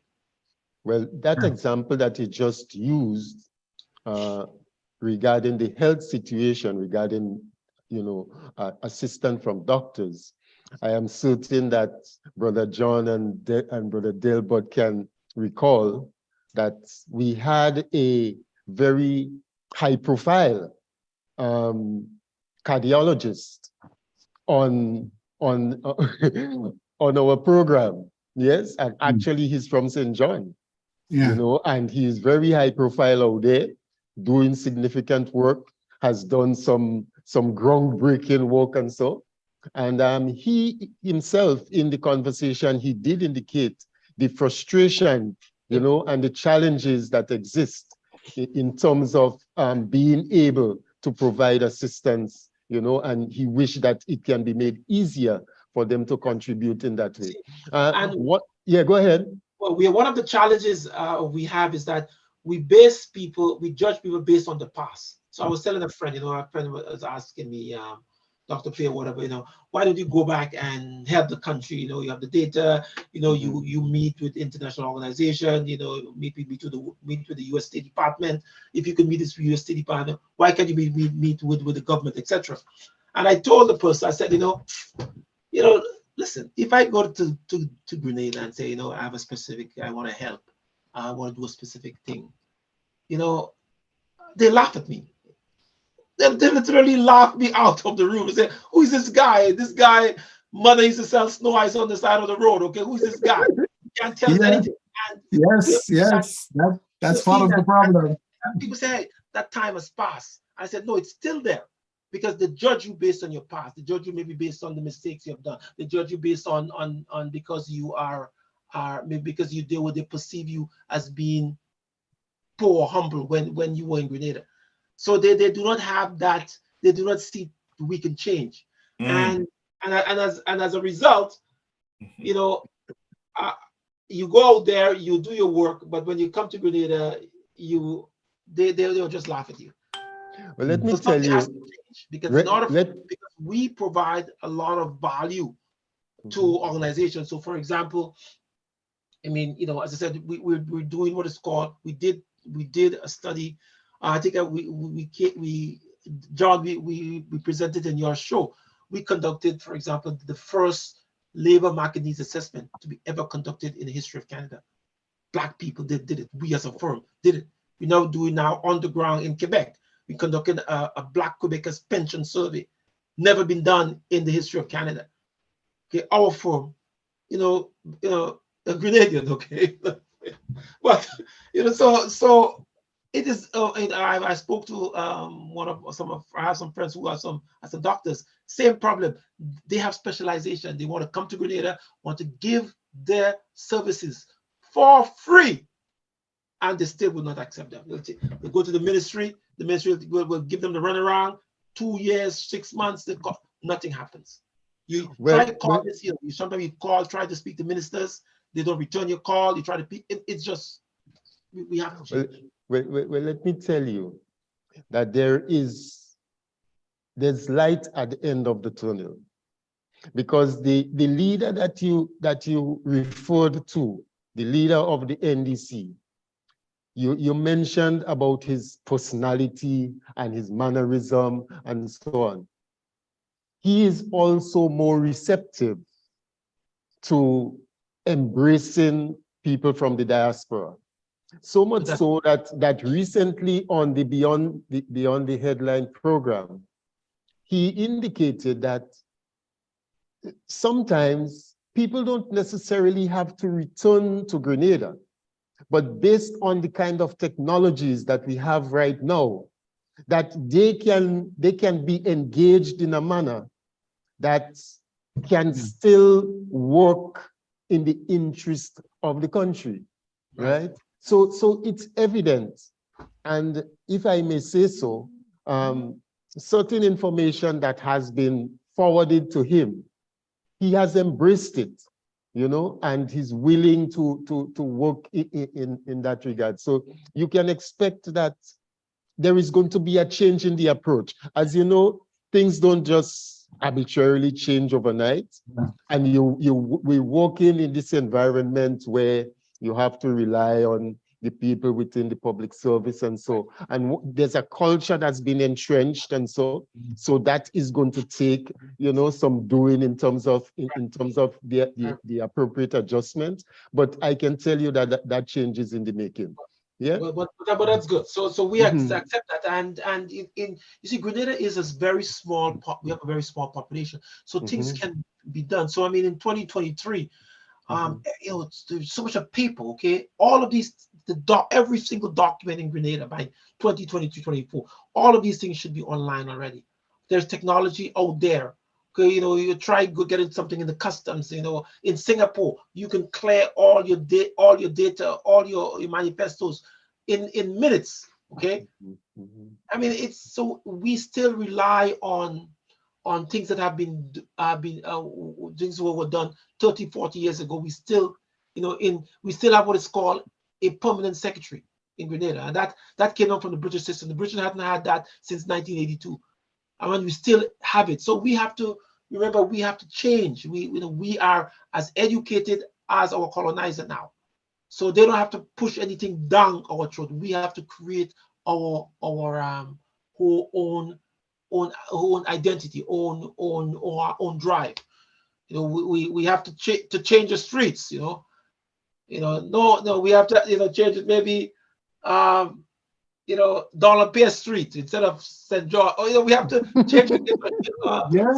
Absolutely. I agree. Kendrick Raddick's Road, Kendrick Raddick's Street, things like that.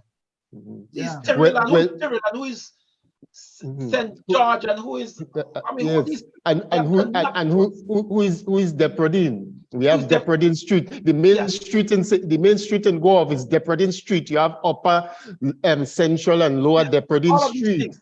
You know, and an interesting thing happened. An interesting thing happened coming out of the revolution.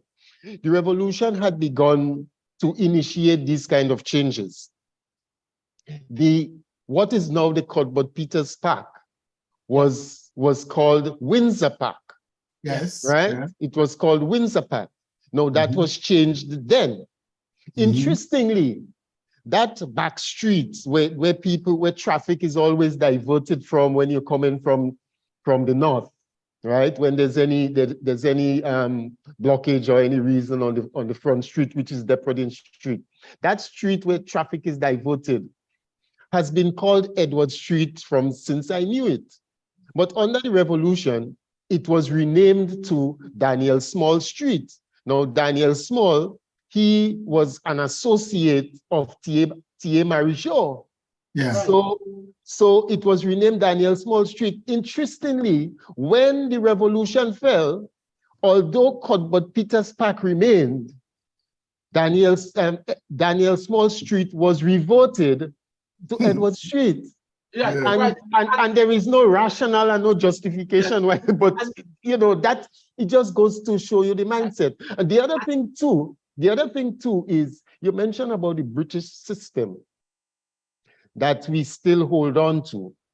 And interestingly, our Prime Minister recently, in speaking about that aspect of things, he said that he has a different view, right? Rather than some of the other countries that have gone ahead of us and now have removed themselves from the British crown, as they say. But they've still maintained this. They have this position. The president. They have a president that is not elected. Okay, but he says that he is willing to go the full distance because you don't need a ceremonial president. Yeah. You know, he said these ceremonial positions, and so we have to get away from it. And he is willing to go the distance with that. So I'm expecting that somewhere down the road, we are going to return to having a conversation about the constitutional reform that is going to do away with a lot of these roadblocks that we're dealing with. Brother Delbert?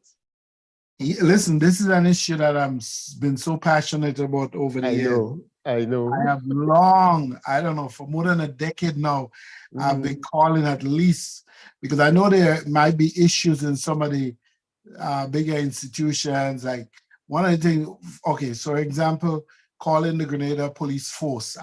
You would never hear me say that. I so resent that terminology. So in my conversation, I always call it the Grenada Police Service. You know, there's something about that word force that I tie into colonialism and the brutalization of my people that I just can't bring myself to it. So I know there are some constitutional issues in renaming certain things, including institutions like the police. But I don't think there are any roadblocks for us to start renaming our schools. Renaming our schools. And you know, our roads. Our roads. Roads, yes. And specific government buildings can be named after, for example, so where is Julian Fedor Street? Where is that? Where's Julian Fedor Street? Yes. Where's Fedor Street? Things like that. Because our children need to identify with the leaders. We are the only group of people where we accept, we worship our colonizers. So we have to now, we need, T.A. Marichaud Street, we need Kerani James, we need Allied Francis, whatever. All the streets, we can name the street over. It takes us there's just been people, and I think for me, I know I have matured to a level now where I would say, 20 years ago, if me and you didn't agree politically, I wouldn't support naming something after you. But I'm beyond that now, Yes. because I don't have to agree, have agreed with you politically on everything for So me to where is- recognize the contribution So- you made to yeah. your country, you know. So where is George Bridgeon Lane? Where is George Bridgeon Road? Where is Yeah, that? you know, Okay, where is Tillman Thomas? Where is Keith Mitchell? Whatever. Okay, Yeah. where is that? Where is the Dr. Keith Mitchell Street or Road? We need that. we have to we have to do. The only one thing I disagree with you, Doc.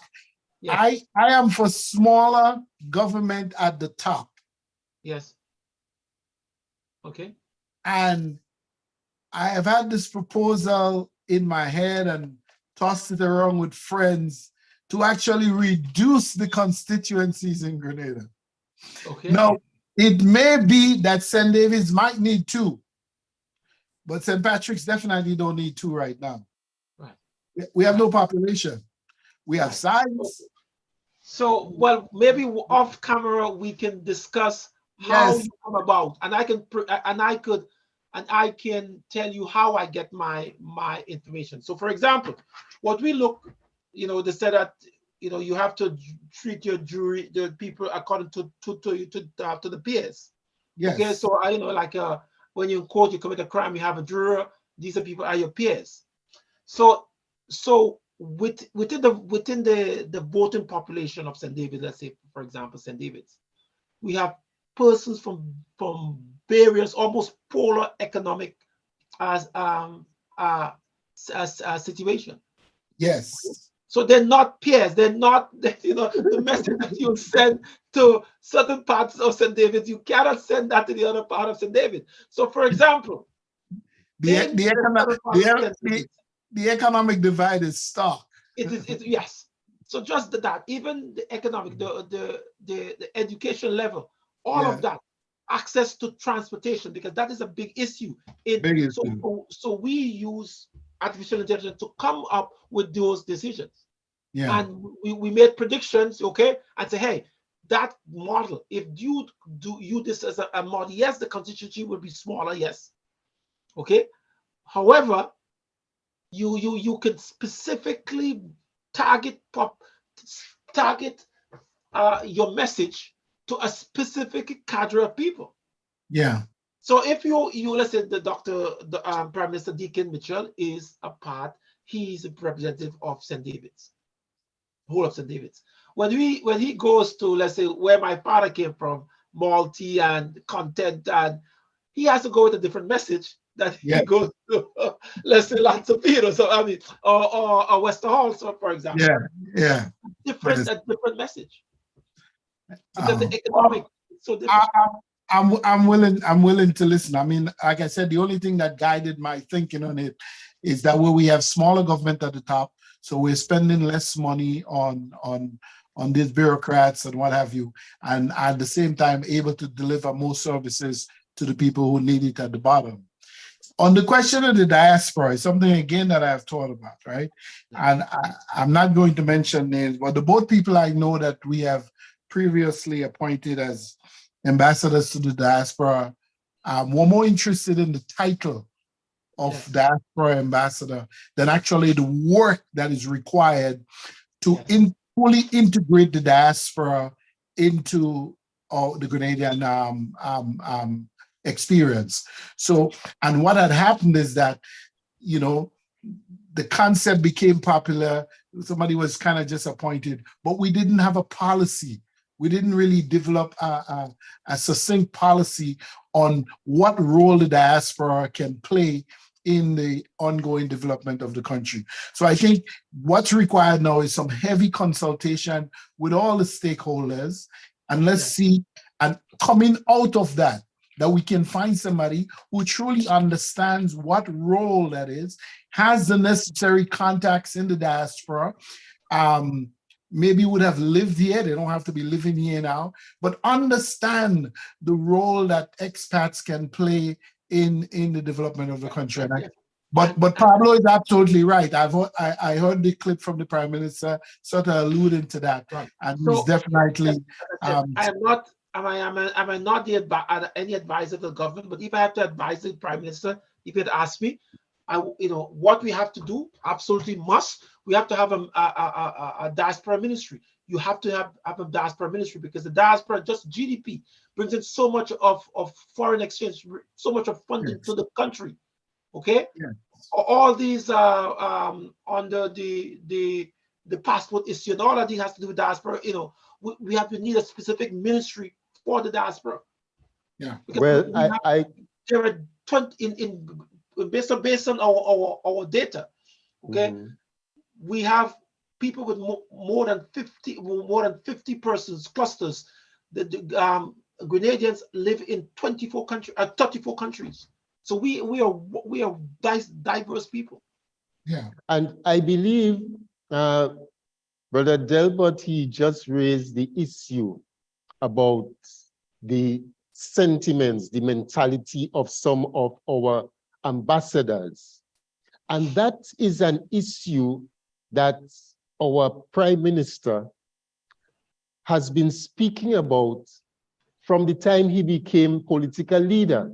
Yes. He said that we do not have career diplomats. And that's one of the reasons why, up to this point in time, the most of those offices have not been filled. And he did say that within the next week or two, we will be hearing about that, because we do not have career diplomats. So he had to ensure that the people who are appointed to these postings have an appreciation of what the policy of the government is, what their real role and responsibilities are when they are deployed out there, and so that they can adequately represent the interests of the government and people of the country. Because there's been a lot of conversation actually about the fact that 6 months has gone by and they have not filled those posts, and recently he spoke to that on one of the programs, on the same Beyond the Headline program. Somebody called in about that and he said, well, we do not have career diplomats.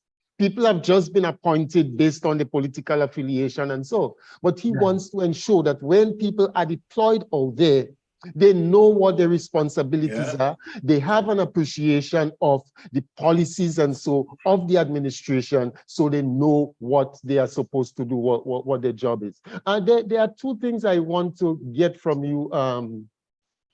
I want to raise with you, Dr. Pierre, because we've been here for a while. Do you realize it's coming up on 2 hours since we started that conversation? There's part of your findings. 54% of non-NDC supporters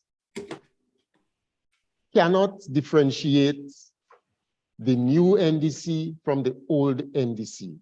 Yes. What do you think is responsible for that? And 2, 57% of NNP voters believe that the NDC coming into power, so that was prior to the elections, they believe that NDC coming into power, they will not last for 5 years. Right, Speak to that. Okay then. So with regard the 54% of the, I don't have my 54% of non-NDC supporters. Right, yes. They cannot differentiate between the new NDC and the old NDC. Right, what are the characteristics that are there that would make people, deduce that? Yes. So we had a question here. What we asked them, okay, when in the question we asked persons, if you can, people who were just from our triangulations, we excluded NDC supporters. So we just speaking with non-NDC supporters. We asked them. So they believe that the NDC is just one party. We asked them, hey, do you believe that there is a new NDC and an old NDC, and new guard, old guard? Okay, they could not identify with that. They also be, and this is the whole perception. I think that the NDC has a perception issue that they have to work at, very seriously. The perception of persons is that the NDC is like a bourgeois party. The NDC is a party of the rich. The NDC is a party of the educated and shun people who are not rich and not educated. That is the perception that most people have. It is not true, but it's the perception. And I think that this perception is also echoed in the NNP camp, because I think that after the elections, the budget actually, I heard one of the party leaders mention the same idea, mentioned the same statement. Okay, but so the NDC now has to work on that, very diligently to promote and expose the doing of the NDC, how they're totally involved in serving both rich and poor, educated and uneducated. There are educated people who are NNP, and there are educated people who are NDC. There are uneducated people who are NDC, etc. And they have to engage the persons on that, because people could not, even though the majority of persons that we interviewed saw the NDC as just one. I know that, and especially the Deacon Mitchell, Prime Minister Deacon Mitchell, if he positioned himself as a new NDC, as a new part of, as a new emerging NDC, this NDT trend, that tend to generate a certain momentum, will gather a lot of the younger voters, and gather a lot of the voters. But so he has to try to differentiate himself from that NDC of, let's say, 2008 to 2013. That area where the NDC divided among themselves. So he has to work on to eradicate that feeling and that opinion from the general population. Secondly, the NNP supporters, based on the narrative of the election, based on the campaigning of the election, the NNP many of the NNP supporters believe that if elected, the NDC would not last 5 years. And that is something that the NDC now has to work to disprove. Yeah. Okay, they have to work. They have to be more united. They have to work in coordination with each other. They have to have an established leader, a leader who tend to be a leader both in public and out of public, and they need to have a path that they can follow. I believe that the present political leader, Mr. Deacon Mitchell, is capable, because he has some of the characteristics that we identified in a leader. And in a leader in Grenada, we poll the person, we ask them what you want in a leader, and the 13 characteristics that they wanted is also present in Mr. Deacon Mitchell. Okay. So even though I believe that things will get better, okay, he's just getting started. He's not even in 4 gears yet. But in the next couple of months and years, he will be somebody that will not only recognize in Grenada, but regionally and internationally, because he has that characteristics of. There's an interesting article to come out in Brother John's electronic magazine, and you're going to find it rather interesting. But my final question for you this evening, Dr. Pierre, is this.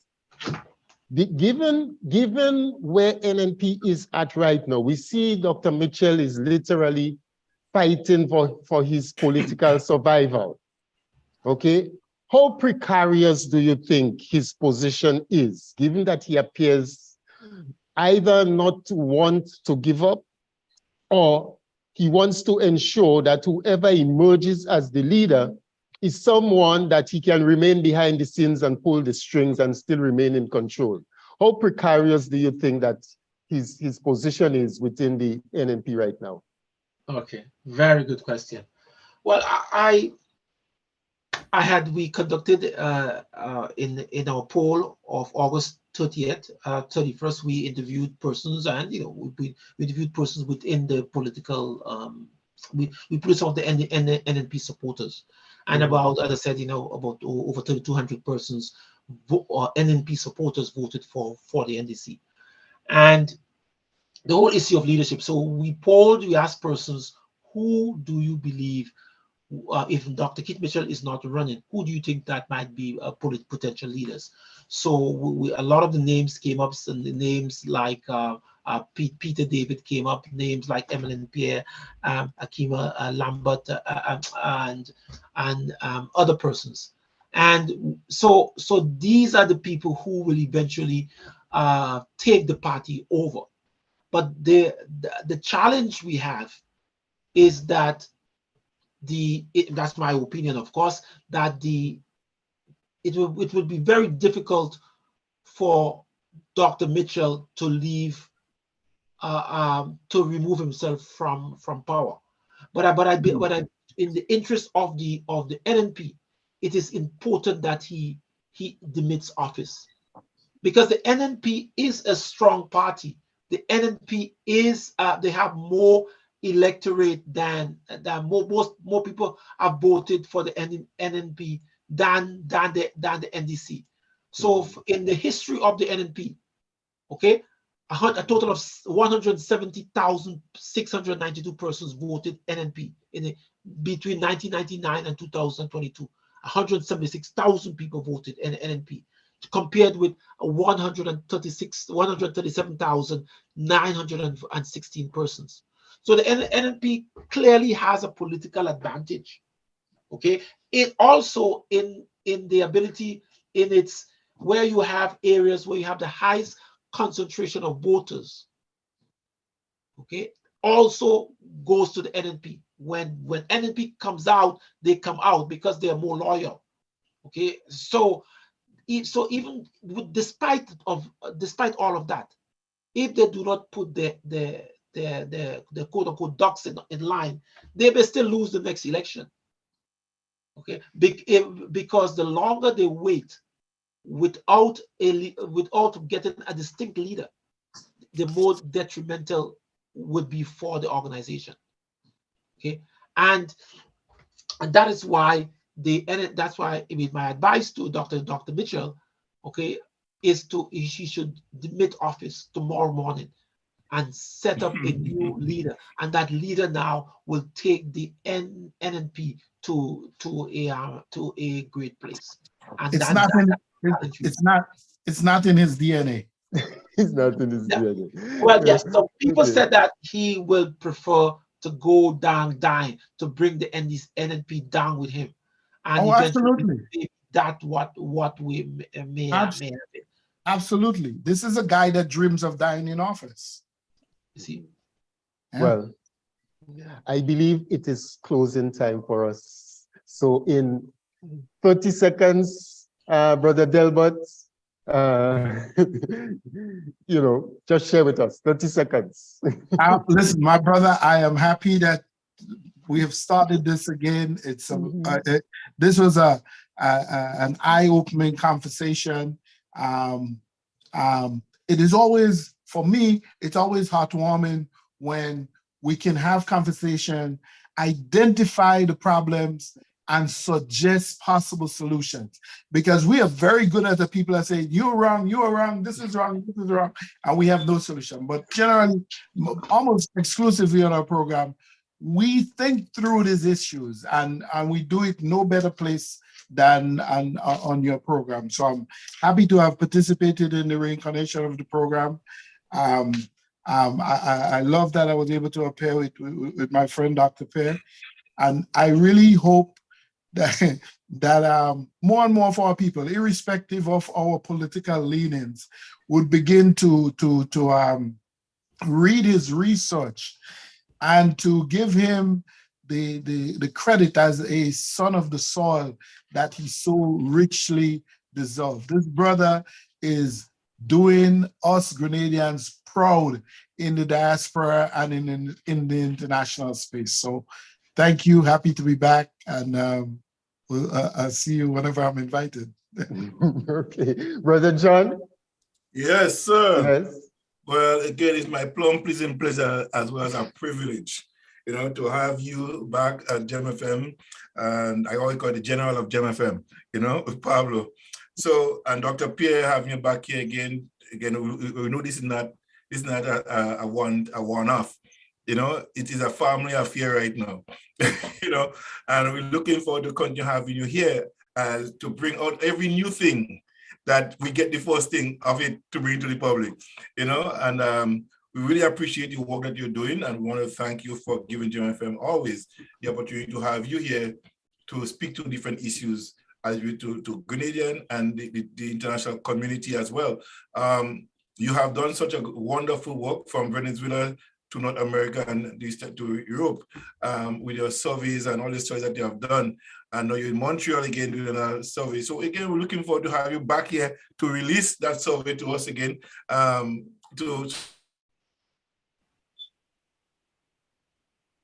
Brother John, you've gone silent on us. Yeah, you're speaking, but we're not hearing you. And so, Dr. Pierre, in short, what are your final words for us? Have we done justice to the level of professionalism that you have demonstrated with your survey and with your polling? Have we done justice in enabling you to enlighten the viewers and the listeners out there? Yeah.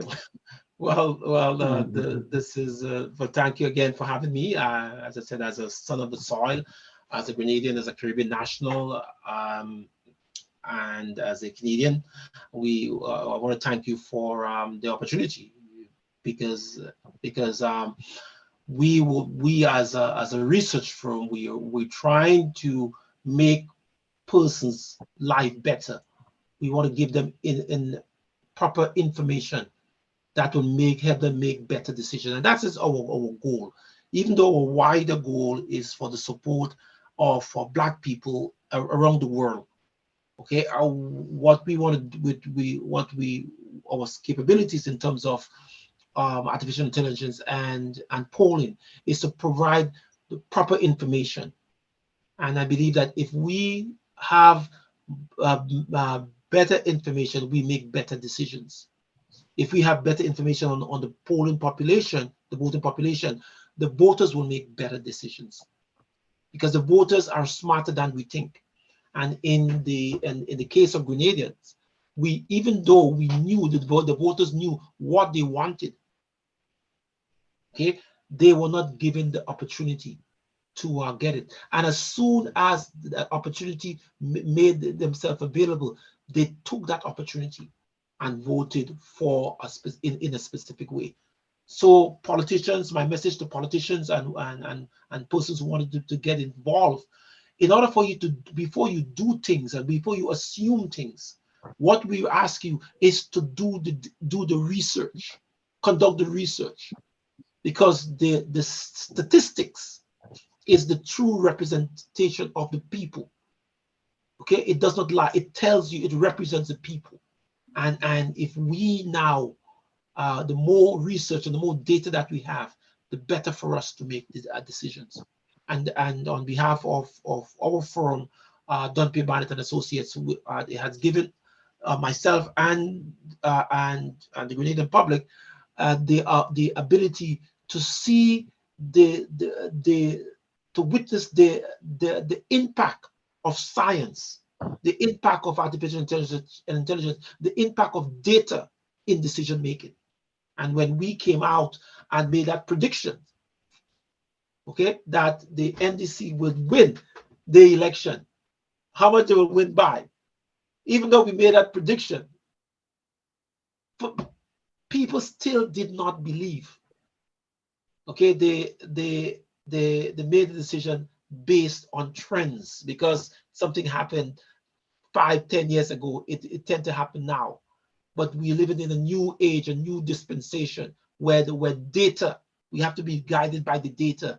We have to be guided by science. We have to get divided by machine learning, and our life will become better. And I'm very happy to be one of the messengers of the story, and also to be a Grenadian, a West Indian. Okay, and to be a pleasure to just to be on your show. I enjoy your show, and even though we get calls to many other organizations, I still love coming on your show because, as I said, we are one people. Well, thank you very much, Dr. Pierre, and I do look forward to having you again. And as I said earlier on, given the fact that next month is Black History Month, and you doing this major work relating to this database of Black people in Canada and so on, I would definitely love to have you back so that we can have some conversations around this, you know, and the whole impact of you know, the lives of Black people out in this community. Yes, so yeah, you have something else that you want to add? I want to say something, just one, with regard to that. I definitely come on the show, but I want to sort of impact the people that what we are building. We have what is called a Black Data and Information Portal. So that portal will be one of the largest database of Black people anywhere in the world. Okay, anything you want to know about Black people, okay, it will be in the portal, and it will give students and people the ability to know who they are, okay, where they come from, issues of slavery. So in our database, for example, we have almost 400 years, 500 years of slave history. Okay, all of these type of information. Even yes, we buy some of them, but we also want to commend the government of Canada to kind of provide that kind of resource for us as an organization to put the knowledge and the artificial intelligence into that type of study, or that type of portal, so that it will be valuable to not only Canadians, but to people in all over the world. So for example, if you want to find out where there are so many Black people everywhere. In Argentina, there is Black people in Mexico, Peru. We don't know who they are. And our job is to identify these people and make these people important and relevant, learn about the history. And this is what the Black Data and Information Portal is all about. Well, this is just great. This is wonderful, because we've had that kind of conversation here already before. And we would have mentioned about the need for a new quote unquote Black Power era. And we see now that, because we always speak about the era of the progressives, because we came to maturity at a point in time where there was much conversation about collaboration and solidarity among us as a people, Central and South America, Africa. And so we grew up, we came to maturity in that era. And we see leaders like Deacon Mitchell, Prime Minister Mia Mottley, and so on, are really moving in that direction. So we need to continue having these kinds of conversations and that kind of engagement. So once I go ahead. It's very interesting, because now, because we are in a dispensation after the death of George Floyd, persons realize the disparity in terms of data and information, and remember that we now live in the greatest time in the world to be Black is now, because we are more knowledgeable, and we know, we have studied our history, and we have a better understanding of who we are. And hopefully my global goal is to have that data, that Black Data and Information Portal, that will be able to satisfy that void. Imagine we will be able to collect all journalists, all data on Black people, literature, and everything within the portal. So you could just go to one place and get it.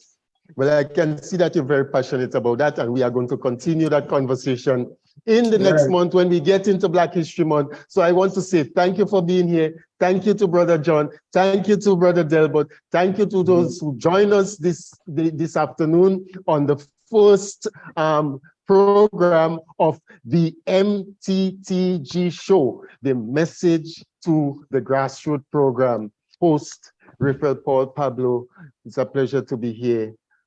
Have a good weekend and have a good week. All right. All the best. I look forward. Thank you, brother. Thank you very, right? very much.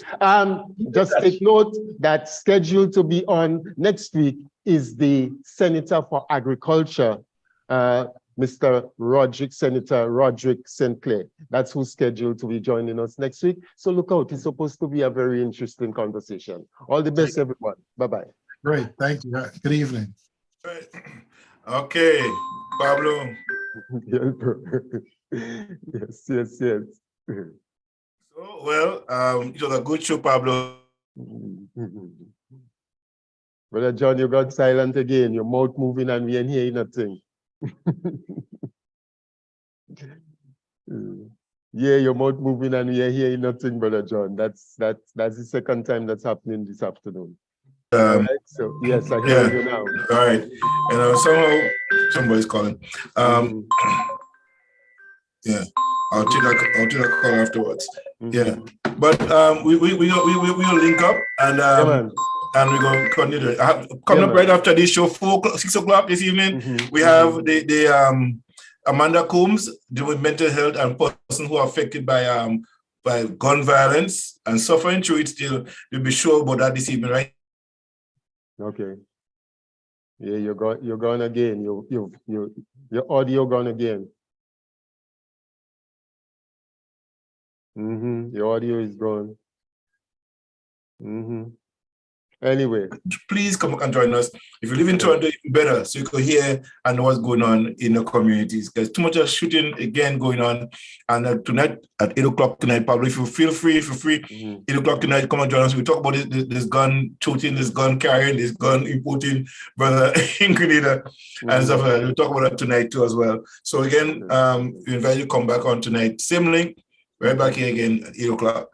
All right, talk to you guys later. All right, later. All right. Let's look on the bright side. Yeah, man, all the time. Yes. Look on the bright side. That's true. Yes, man.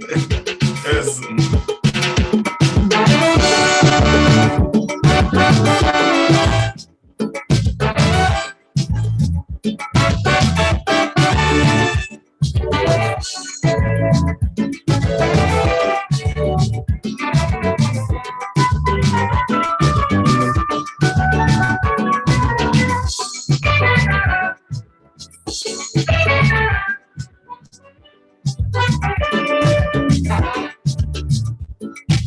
Life may be rough, life may be tough, but we must keep going. We feeling the pain, yes, we keep holding strain, but we must keep fighting. Regardless of how it comes, we just can't surrender. We gotta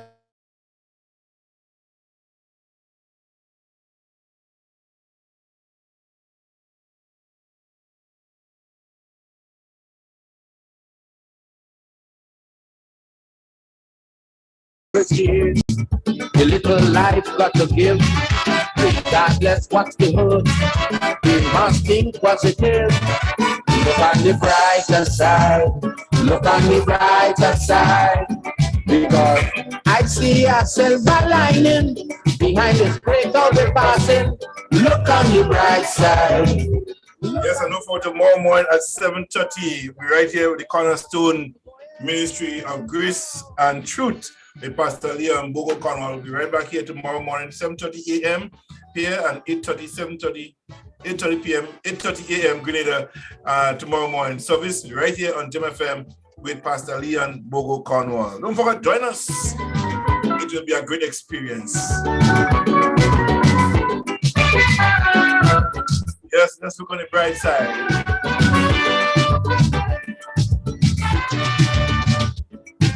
With a heavy load, yes, we go along the road, but we must keep going. Like if we commit a crime, and we keep serving time, but we must keep fighting. Remember that says that nothing lasts forever.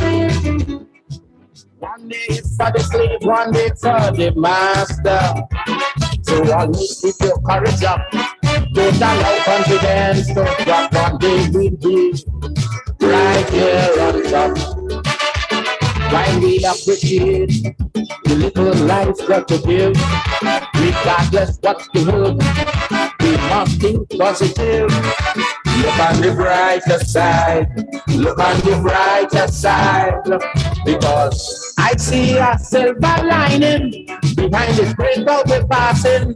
Look on the bright side, look on the bright side, on the bright side is where we going. Oh.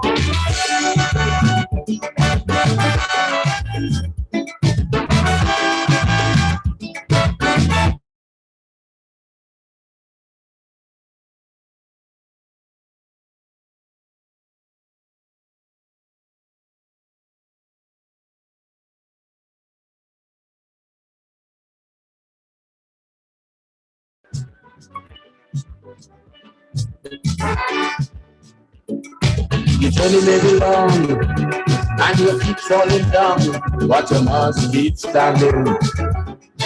It keep getting hot, like the pressure won't stop, but we must keep going. Everybody in life does have their little setbacks, but we just can't say that's that. Sit down and relax. Don't care what we go through today, surrender we must never say. Where there's a will, there is a way. And we appreciate the little life got to give, regardless what's the good. We must think positive.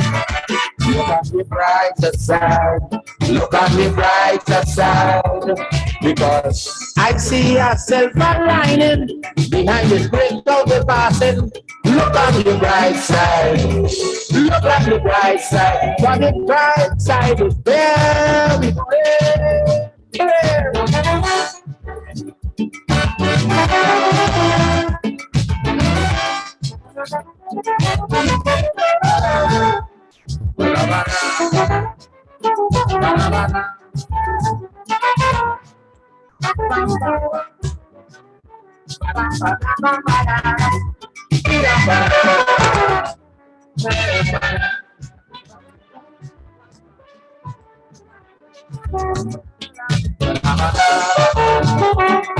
Yes, man, look on the bright side. This is where we're going, on the bright side. This was the man, the late, great Dr. Leroy Calise, the Black Stallion. Look on the bright side.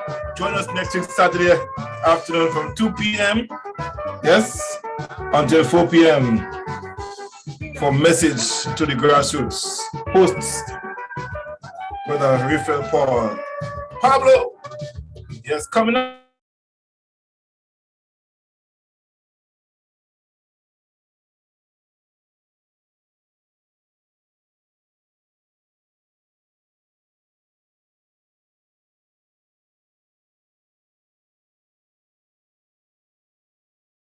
PM. We're ending. Join us later on tonight. God bless. Have a wonderful night, everybody. God bless you and make you a blessing.